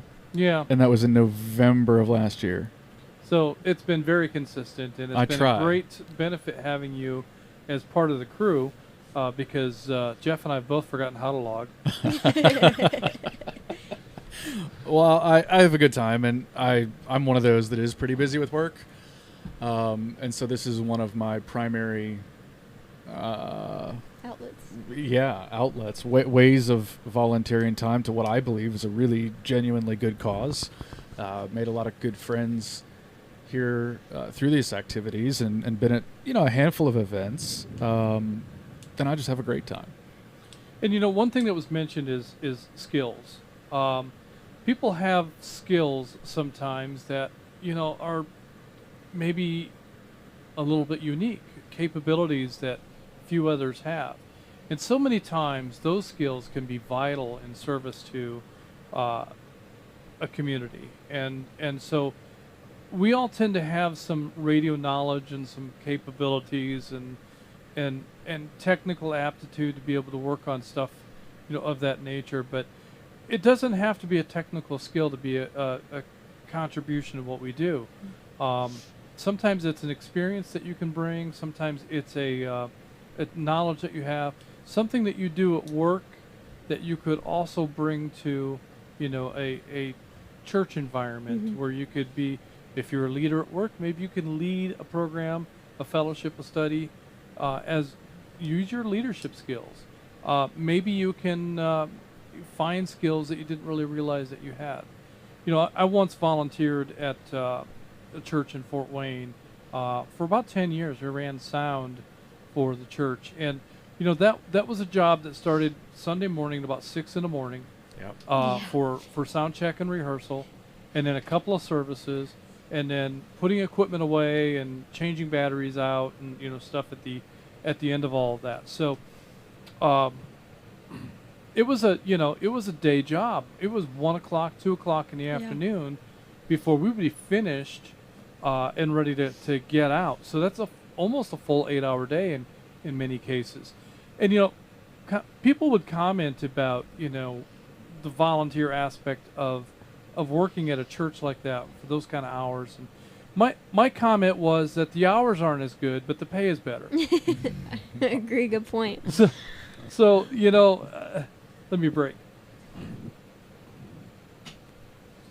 The meaning behind that is that in working sound, on a touring situation or at night or whatever, it's a lot easier to work those hours because you're already up and at it, and it's just a matter of staying up to do that work. It's tough sometimes getting up early in the morning and then working at something like that. But the pay is better. That comment was really all about what I could get out of this. Even though it wasn't a paycheck, there was a lot of meaning in being able to contribute to the worship experience, the fellowship experience, and being a behind-the-scenes element to making all of that happen. So we have skills. We all have skills. Some of us know what those skills are, and some of us don't. But find your skills and find a way to make that something that you can apply. And even the folks that have come on tonight, and that they've got some years on, they've got mobility issues, they've got they still have an experience of donating, contributing, and they've talked about the blessings that they've gotten from that. So that would be the one message that I would want to convey more than anything is you'd be surprised that when you give, very often you get so much more. So the hours aren't as good, but the pay is better. Well, I think Claire briefly touched on it, but even just this network as a whole, the volunteer efforts that go in and the team that we have is just remarkable. Between Gary starting with all this volunteer work way back when in 2007 to where we are today, and all the other volunteers along the way, between accountants and graphics people and network people and hands-on manual labor banging nails, plus all of our net controllers and tower climbers and everything else, there's just so many volunteers in our team that allow us, this network, to be what it is. There's a lot of other networks that really strive to be similar to ours, but they don't have the team we have. And that is key here. There's a lot of talents. There's a lot of individual skills that come into play. So, the logging system is something that, that used to be a manual pen and paper. Pen and paper, as Julie had started off with logging. The technology that we utilize for logging now is fantastic. And having the ability to do that remotely, and one of the things that happens behind the scenes that often folks are not aware of is that there are other people that have access to our logging, and they will sometimes log in. And if they hear something that we didn't, they can make corrections remotely in our log. For obvious reasons, we don't make access available to everyone, but there are a handful of people that are trusted and competent that do have access to the log. And that's kind of cool to be able to have that sense of community, even in something as simple as the log, where we have people that are just monitoring remotely, and if they hear something that we missed, they can make a correction in our log for us. And that there's so many volunteers that contribute in so many different ways. Yeah, definitely. Many hands make light work is something that we can attest to with the North Georgia GMRS Radio Network and just other volunteer efforts in general. And I think it's easy to be a little bit too internal and thinking of, what can I do? Like, what is the impact that little old me, is going to make on something?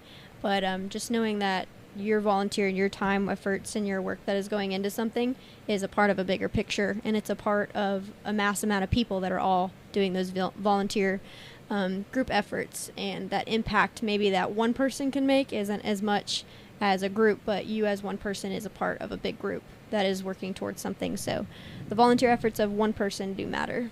And, it could be, we've got a break. It could be that one person's particular skill that makes the difference in whether or not you can get that task accomplished. Absolutely. Or that you can impact someone's life. And it may not be that you know how to drive the nail or that you know how to build the building, but it may be that you know how to connect to people. Mm-hmm. So it's not always an obvious thing that we're going to go and we're going to help some person restore their porch and make it safe for them to come in and out of the house. It may not be that you need to be there so that you can run the skill saw or so that you can be in the construction part of it. It may be more of a fellowship or just a socialization matter. So don't dismiss your capabilities, because Absolutely. they're not always an obvious contribution, but they are always an important one. Absolutely. I would definitely agree and echo that for sure, Justin. All right. So where are we at, Claire? Do we have a few more here? We do. I'd like to ask, too, do we have any YouTube feedback that we want to address? We've had a lot of, first of all, positive comments and feedback Yay. for you. The fans love her. Well, the boss loves her, too. I think we're going to get fired. Uh-oh. Claire, this might be your new gig. Quit my day job. Are you free on Thursday nights? No, I'm at school on Thursday nights. So I'll give a shout out real quick to Stuart, Chattanooga 118. In the chat, shared that tonight he's in Fontana Village right now. He and his wife are volunteering at the Fontana Dam Visitors Center. So as we have this net, Stuart and his wife are out. I don't know what they're doing, but they're at the dam volunteering their time. That's awesome. I So actually pretty cool. volunteered with Stuart at the Special Olympics, too. So. Oh, yeah. Yeah. Yeah. Up in Chattanooga? Yes. Yeah. Yes, Chattanooga area. That's where I go to school. So, yeah, that's awesome. Go Scoot Stewart. Well, fantastic. What else do we have from YouTube? Just thumbs up and hearts for Claire. Do we have a proportionate number of thumbs up for the amount of people that are on the live stream? Now, thank you. Okay, Yeah. fantastic. Right. What about the subscribes? Did we get the right number of subscribes? Well, I won't know that till the show's over. Okay, all right. Well then, Claire, let's continue.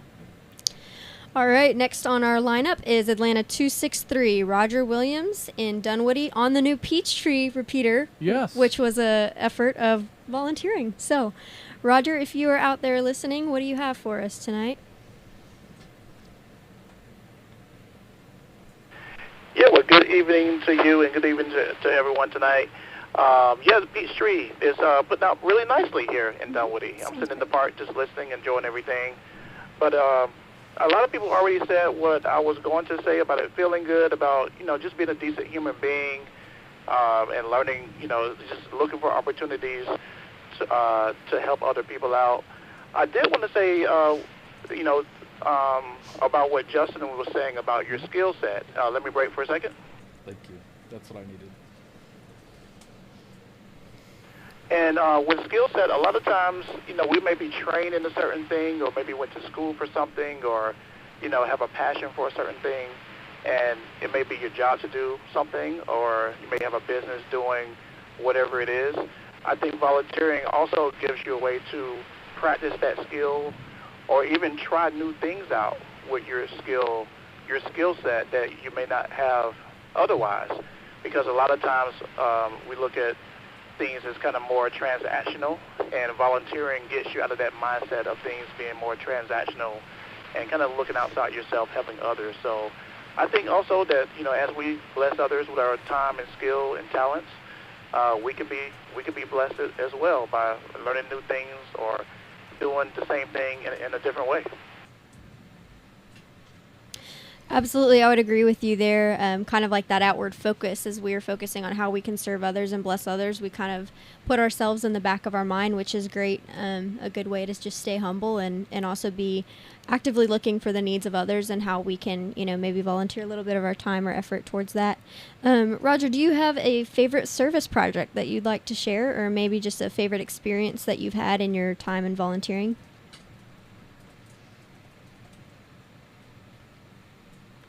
Yeah, I know I had some great experiences growing up. I was in the Boy Scouts as well growing up, as some of the other gentlemen said. But also one thing that sticks out is I did some tree planting. I forgot exactly what company it was for, but it was a volunteer thing where I was, plant with a group of people planting trees.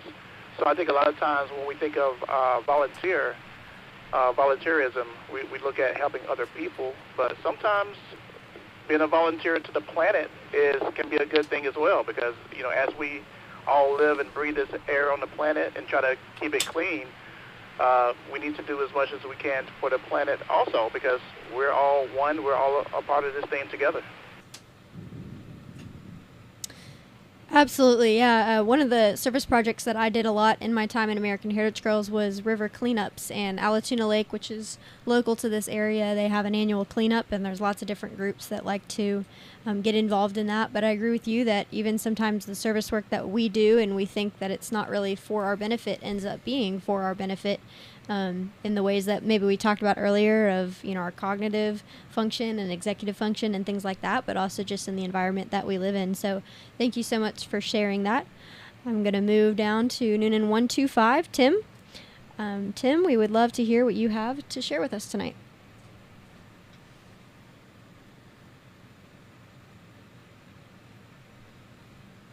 It might be in and out, I think. Was another one we didn't get. In and out. So are we calling over for any other check-ins?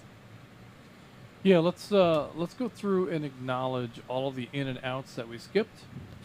Well, you get a whole bunch at the bottom too that came in through YouTube. You want me to do that, or you do that? Go ahead and acknowledge these YouTubes. Well, let's just go ahead and right up here at the top, and start with Dakota 33 and all of these that we've skipped. If there's not a green check, then just acknowledge them as in and out. Okay. Or YouTube. All right, well, with negative feedback on that, we're going to switch over to acknowledging all of our check-ins and outs for the night. Starting off strong with Toccoa 33, Matthew, in and out. CW 33, Tom, is in and out. Atlanta 943, Jim, was in and out. Chat 60, Jason, was in and out. Roosevelt 35, Bill, was in and out. Roosevelt 34, Amelia, was in and out. Let me break. Excellent. Atlanta 11, John, was in and out. Atlanta 589, Dawn, was in and out. Atlanta 1402, Todd, was in and out. Gainesville 100, Randall, was in and out. Atlanta 629, Scott, was in and out. Atlanta 710, Scott was in and out. Gainesville 44, Joseph was in and out. Let me break. Chat 118, Stuart was in and out and also had feedback on YouTube. Thank you, Stuart. Blue Ridge 64, Side Salad. Side Salad 2.0, Side Salad 1.0. Which one is that? Oh, that's 1.0. This is Free Salad. Oh, Free Salad and Side Salad. And then, yeah. The familial. Salad. Melissa is Side Salad. She was in and out. Chat 102, Jim was in and out. Let me break. For the ones that have no tax sign. Those are guests. Call sign. Guests, so we'll go by their call. And moving on down, WRWB802, Larry was in and out on YouTube. WSDA207, Kathy was in and out. Chat 49, Robert was in and out. WR, let me break. I'm dyslexic. That is not helpful. WRYQ. WRYQ727, William was in and out on YouTube. Rome 12, Mark was in and out on YouTube. WSD S818, Chris was in and out. WQQD705, Chris, the other Chris, was in and out. Let me break. WRZ Q527, Charles was in and out. Gainesville 76, John, in and out. What's the COL? Columbus. Columbus. Columbus 25, Peter was in and out. Atlanta 780, Houston, in and out. And Atlanta 936, Lauren, she was in actually tonight, Yeah, but is she marked was. as in and out. Lauren was in. I'll fix that. Yeah. For Let me Lauren. break. Atlanta 514, Mike was in and out. Is that Dawsonville? Dallas. Dallas 64, Joshua was in and out. WRNU 349, Wilson was a guest who was in and out on YouTube. Atlanta 557, Ed was in and out. Atlanta 558, Denise was in and out. Atlanta 214, Tyler was in and out. Cades Cove 78, Charles was in and out. Noonan 125, Tim was in and out. Let me break. Atlanta 519, Gary was in and out. Chat 69, Ronnie was in and out. Atlanta 255, Jen was in and out. Atlanta 900, Keith was in and out. Atlanta 810, John was in and out. Noonan 25, Joe was in and out. Atlanta 770, James was in and out. Atlanta 355, Damon was in and out. Oh, he got in there just in time, didn't he? Just made it. Just made it. All right. Anything else? Well, fantastic. Thank you for that, Claire. And at this time, I think we're going to go ahead and take late check-ins.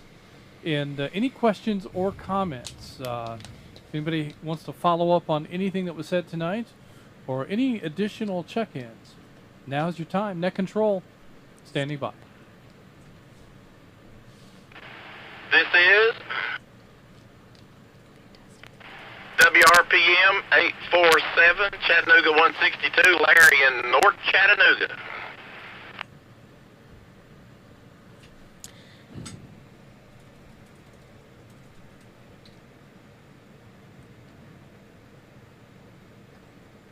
Just give it a couple more seconds. And call on chat.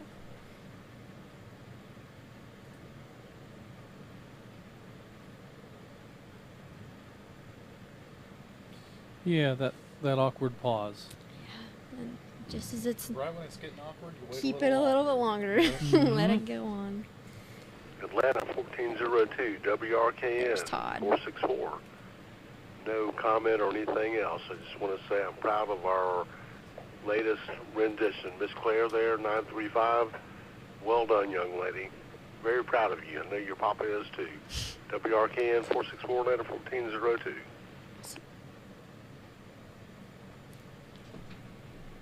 For those on YouTube, this is a great time to subscribe. This is Atlanta 280, WKQ 435. Luis, in and out. I think that's a first-time check-in for Luis. Could be. Could be. This is. WROB. This is Dallas 21, WRKT 728, Lisa, in Rockmart. I'll be checking in.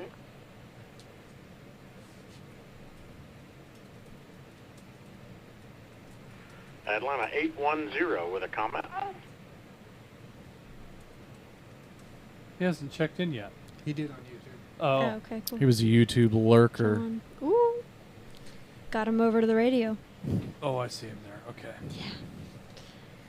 Yeah. All right. How can we take comments from YouTube check-ins? I think he got on the radio. Yeah. I think Mike called him out with the pumpkin spice comment. Hashtag PSL. That's a pumpkin spice latte. Oh, we need to get that sticker for his Jeep. We do. We do. Put it on there when he's not looking. Yes.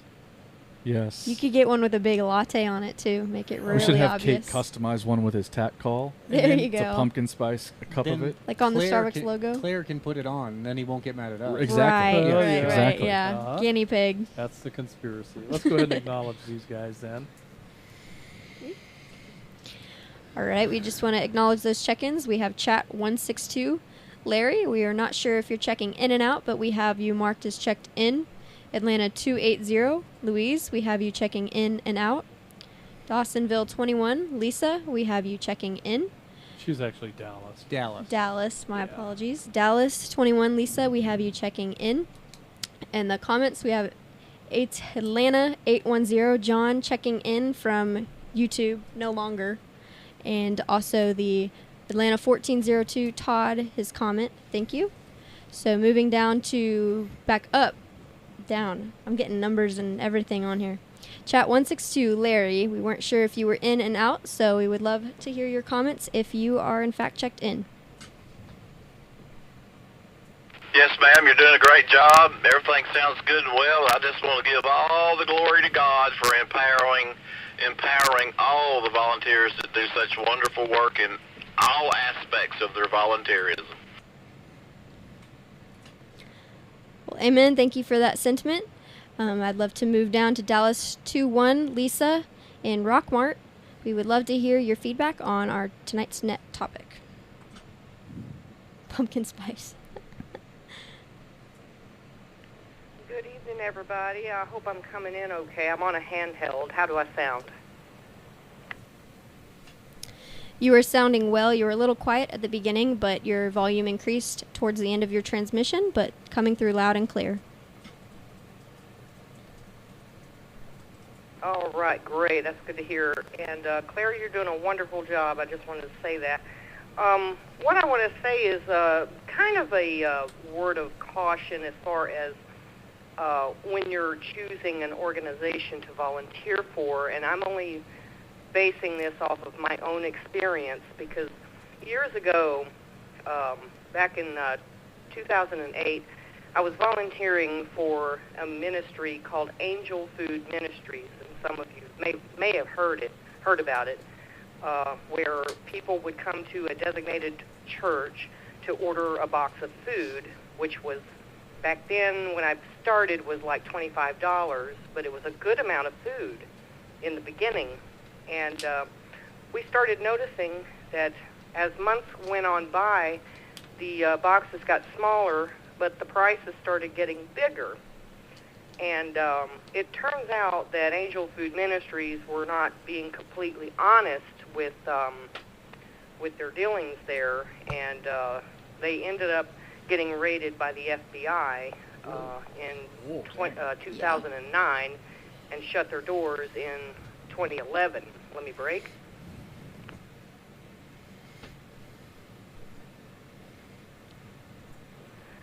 But during my time, I'm not going to say that my volunteering work there was in vain, because I really enjoyed doing the work there and helping to feed the community. But kind of got a little bit discouraged after learning about what they had done. But then I realized, you know, it's like Tim said earlier, you know, if you don't want to be a part of an organization such as, you know, that, you know, just give to individuals. You know, every little thing makes a big difference in somebody's life. So that's, but like if you find yourself you can't be a part of an organization, you can't commit to the time, just give every day, just a little bit each day to an individual. Because like I said, every little bit makes a big difference. That's great.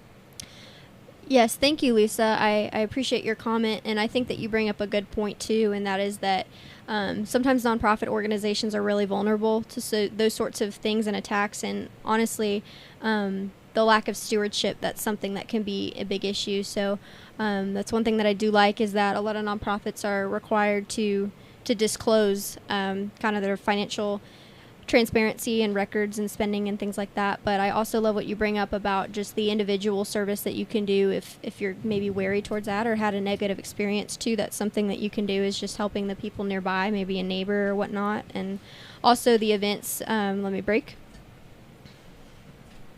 around Christmas and back to school time too, where you can kind of adopt a child and maybe sponsor them with the school supplies that they need or the Christmas presents and things like that too, is a way that, you know, you can apply your skill set or maybe joy of shopping or anything like that to help bless somebody else that isn't always directly related to a big organization. But I definitely do think you bring up a good point, and that is to make sure that any organization you're serving with is legit and is being transparent and stewarding the funding and the resources of time and money that they're getting very well. So thank you, Lisa.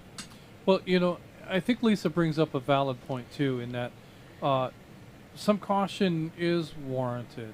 Now, I don't think that in that circumstance you can really take the blessing away from somebody who's volunteered and put effort in. But you know, my dad had been very, very soured on volunteer work, because, you know, he would at times put a lot of time and in some cases his own money into some volunteer projects and come away from it, and people didn't seem to appreciate, didn't recognize the investment that was made, and you know, he kind of soured of that because of those circumstances. So, you know, if you're not being appreciated in the organization that you're volunteering with, find someplace else. Don't spend any more time and effort with that group. If you've got negative vibes, if it's just not happening, it might just might not be the right fit. There are countless opportunities out there, and if you're not comfortable where you are, you can certainly find other groups that are more likely to accommodate, you know, your values and your principles and appreciate the work that you do. But, you know, Lisa's comment about that food donation, I remember that, and I remember getting a few boxes of that stuff. Mm-hmm. And the church that I was a part of at that time, their deal was they wanted you to buy 2 boxes.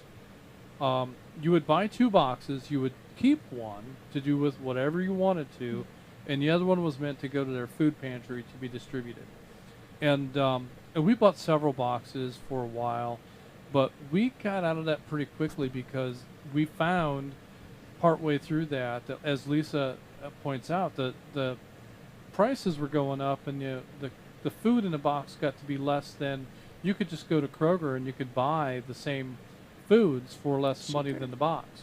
And so that's pretty much what happened, was the church was saying, hey, look, stop buying the boxes, just go to Kroger and buy what would have been in the box and donate that to the pantry. Mm-hmm. And so that kind of shifted that whole thing.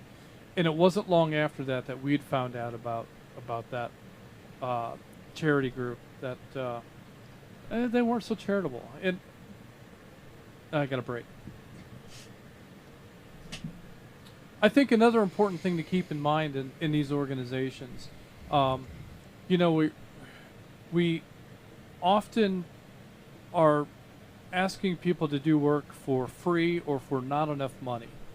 And so if if this is something that somebody's doing as a means of income, and they're working for a nonprofit or they're working for a charity, very often the wages that charities pay or nonprofits pay are not that great. So if you don't have any other means of income, and that is what you're living on, that can put people in a position where they may not make the best decisions. They may not have the best attitude. They're not getting the best for their effort. So, you know, that comes into play. Just something to be cautious of. You find that different charities, and as Clara's pointed out, you know, they're required to be transparent in their finances. And so we find very oftentimes that charities that we take for granted are not as charitable as they might seem to be.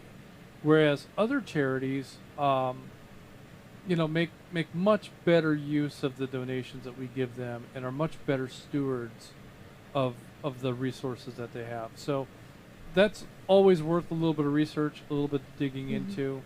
And definitely before you contribute a significant amount of money to go on a mission trip or to go on some kind of a charitable endeavor of that nature, do some research, ask some questions, find out who's gone before you, what their experience was, because if you go into these things blind, then you do have an opportunity of introducing, you know, a potential problem. So good stuff, and that's a great point, Lisa. Thanks for bringing that up. Clara, back to you. Yeah, no, thank you, Justin. I definitely agree. I also would say, too, is the great thing about being a volunteer, and if that's something that's near and dear to your heart, too, is that some organizations are not transparent enough, or maybe there's too much oversight in organization. Let me break. In different organizations, there's not enough, monitoring of things like that too.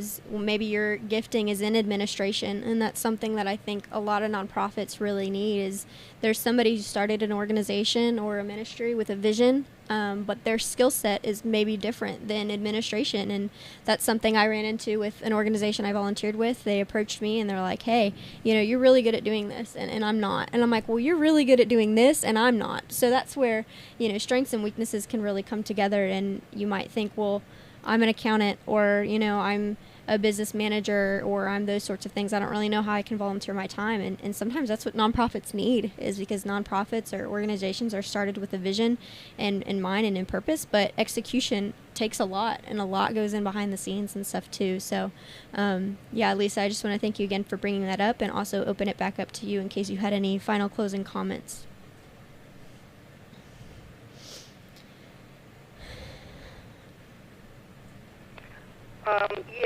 I just wanted to put that word of caution out there. And it's not that I want to discourage anyone, to join an organization to help people. By all means, that's what we're all here for, is to help each other.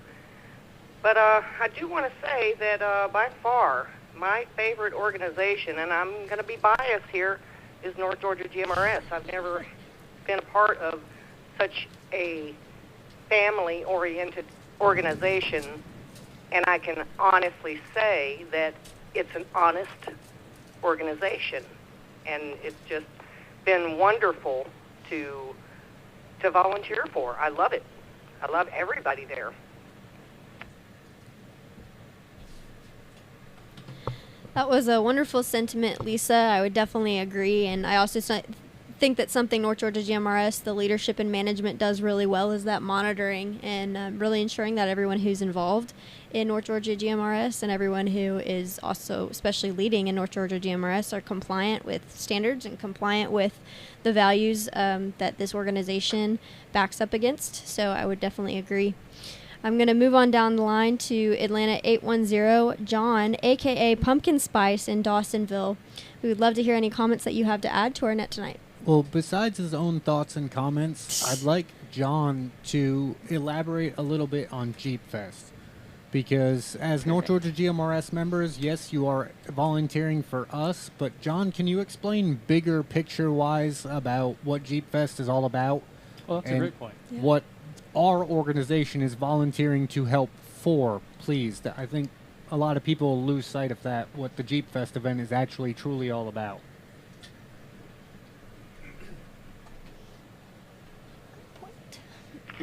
Yeah, absolutely. So let's first start with, am I sounding okay to you guys tonight? Mm-hmm.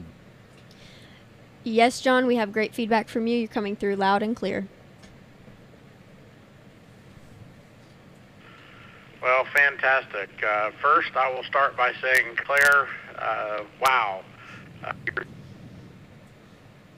doing a great job. I don't think you have hit the timeout timer yet. So that's better than any net controller we've had. And don't expose me. Also, you said you were interested in what I had to say, so that's also better than any net controller. Let me break. So first on tonight's top,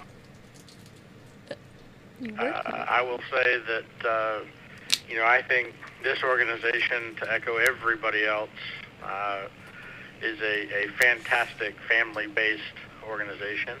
I have enjoyed volunteering my time for the organization and have enjoyed all of the other volunteers and their talents that they bring. And like Justin said earlier, those talents can also be just camaraderie and conversation. It really helps get the days by faster, and especially those that aren't so great. Let me break.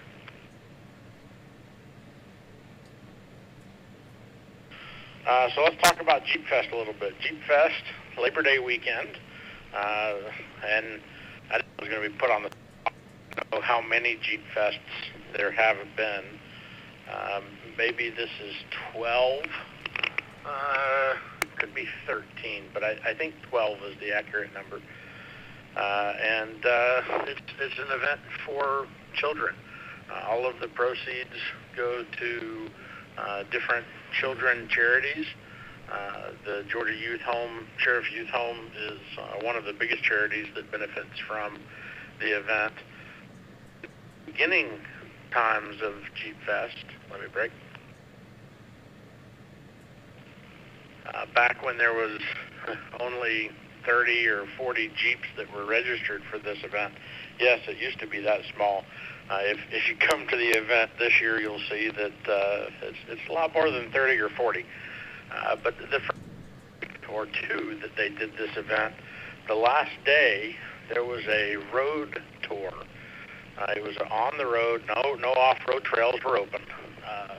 Guided tour through the North Georgia mountains. Police escorted up to the Sheriff's Youth Home. And we sat through an emotional and touching presentation where they actually had the kids that from the proceeds. Let me break. You already have broken. Actually benefiting from the proceeds, get up and present and talk about what the youth home has done for them. It was breathtaking to be able to sit and listen to the environment that they were in and the environment that they have now. So it's a great ride. The weekend is packed full of trail rides and obstacle courses, and you will be tired at the end of the event. Even if you do not volunteer and work, just the trail riding itself is a tiring experience for that many days. And the running joke is it's Labor Day weekend. It's Thursday night, Friday, Saturday, Sunday, with Labor Day actually off so that you can fix your rig so you can get to work on Tuesday. I think he's done. Feedback. Well, good stuff, John. And yeah, I think that's something we have so much fun at what we're doing. We kind of forget what we're doing and who we're doing it for. And the Jeep Fest indeed is a much bigger thing than just a bunch of off-road vehicles doing off-road stuff. It's an opportunity to raise funds for children's charities all across Georgia and possibly even beyond. And honestly, I'm probably the most guilty of forgetting that we're doing this for the kids.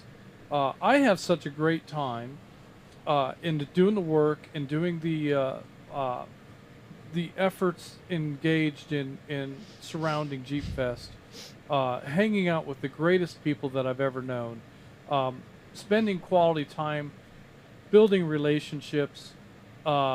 There's so much joy in all of that that I would do it anyway. But the blessing here is that we're doing this for children. And the fact that the kids aren't necessarily there doesn't really diminish the fact that this is a much bigger cause than an opportunity to go break our Jeeps. It's a or talk on the radio. Or talk on the radio. That's right. It's much bigger than that, and so that's just the icing on the cake. It's a blessing on top of the blessing. So good stuff, John, and I'm really glad that you were here to bring that to light. Did you want to clarify? Did I say clarify? Never heard that one before. Did you want to come back and redirect anything I've said? John? That's an open-ended question. No, I think you were spot on. It is easy to forget as you're having fun throughout that weekend that that's what it is all about. The cost of admission, for the weekend is it's not much. It's went up throughout the years. I think it's $85 pre-registered and $100 at the gate. But that is for Thursday night ride, Friday all day, Saturday all day, Sunday all day. I think you're going to be hard-pressed to find a $100 entry fee for any off-road park that's out there that you can get access to for 3 days. And like I said, even if you did, I guarantee those off-road parks are not going to the youth home or to children benefit. So, I've let certain folks know within the organization, as volunteering for the group, you will see 2 stickers on my Jeep. One of them will be our volunteer sticker, and the other one that I personally pay for. Pumpkin spice. I think it's a great cause. Love supporting it. Looks like pumpkin skies. Follow back up. Well, very good stuff, John. And I'm aware of the fact that you have not only had the opportunity to have your entry covered by our contributions to the Sheriff's Jeep Fest, but you've gone above and beyond and actually purchased your registration for the event as well, because you believe so much in the cause, and you just want to not only volunteer but also contribute, which is something, for those of our volunteers who are being provided with access. That doesn't mean you can't contribute, and maybe you don't contribute the full price, but you can still make a donation to the cause. But you don't have to. You're serving North Georgia GMRS as a volunteer, and that can be enough. So that's entirely up to you. But good stuff, John. And I think does that wrap us up, or do we have anything else? Well, we've got 2 down to the wire last minute check-ins from YouTube, and I want to acknowledge both of them. One is a brand new member as of today. Yay. I thought that was worth calling out. His name is Cliff Chattanooga 190. Welcome, glad to have you. He's watching on YouTube tonight. And then we had Chattanooga 204 Steve also hanging out on YouTube. Well, I'm not entirely sure, but I believe that Chat 190 may be the person that went and reset the modem on the Mount Roosevelt repeater. Different Cliff. Different Cliff? All right. Different Cliff. Apparently there's multiple cliffs. You could fall off of any of them. Oh, my. But Hope not. All right, but other than that, I think that wraps us up. All right. Well, thanks for joining the group, Cliff. Glad to have you along, and for all of our late check-ins. I think that's going to wrap us up. But before we do that, I want to say thanks to Claire for coming on tonight. Yes. And great job hosting the. I mean, you didn't even co-host. You just took over and did a fantastic job. And I'm very pleased to have been able to sit by and watch it happen.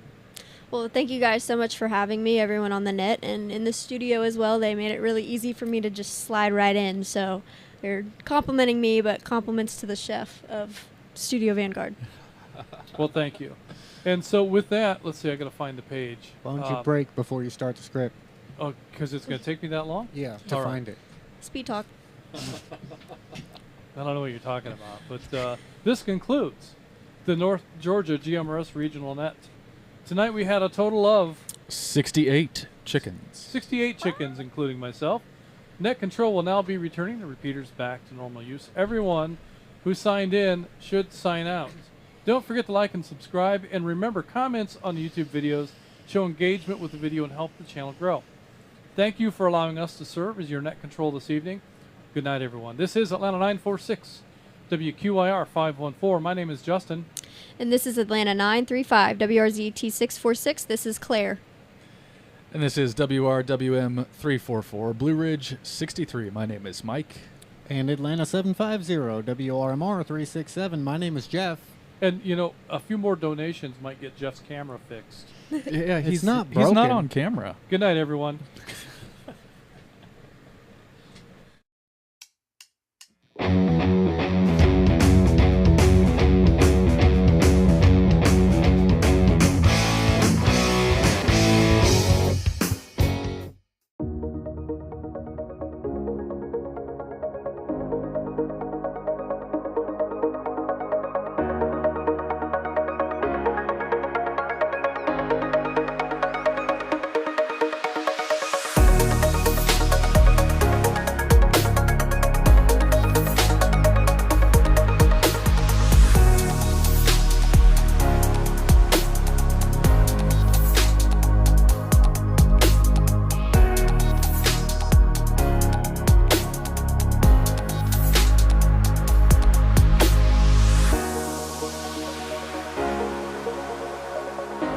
Thank you.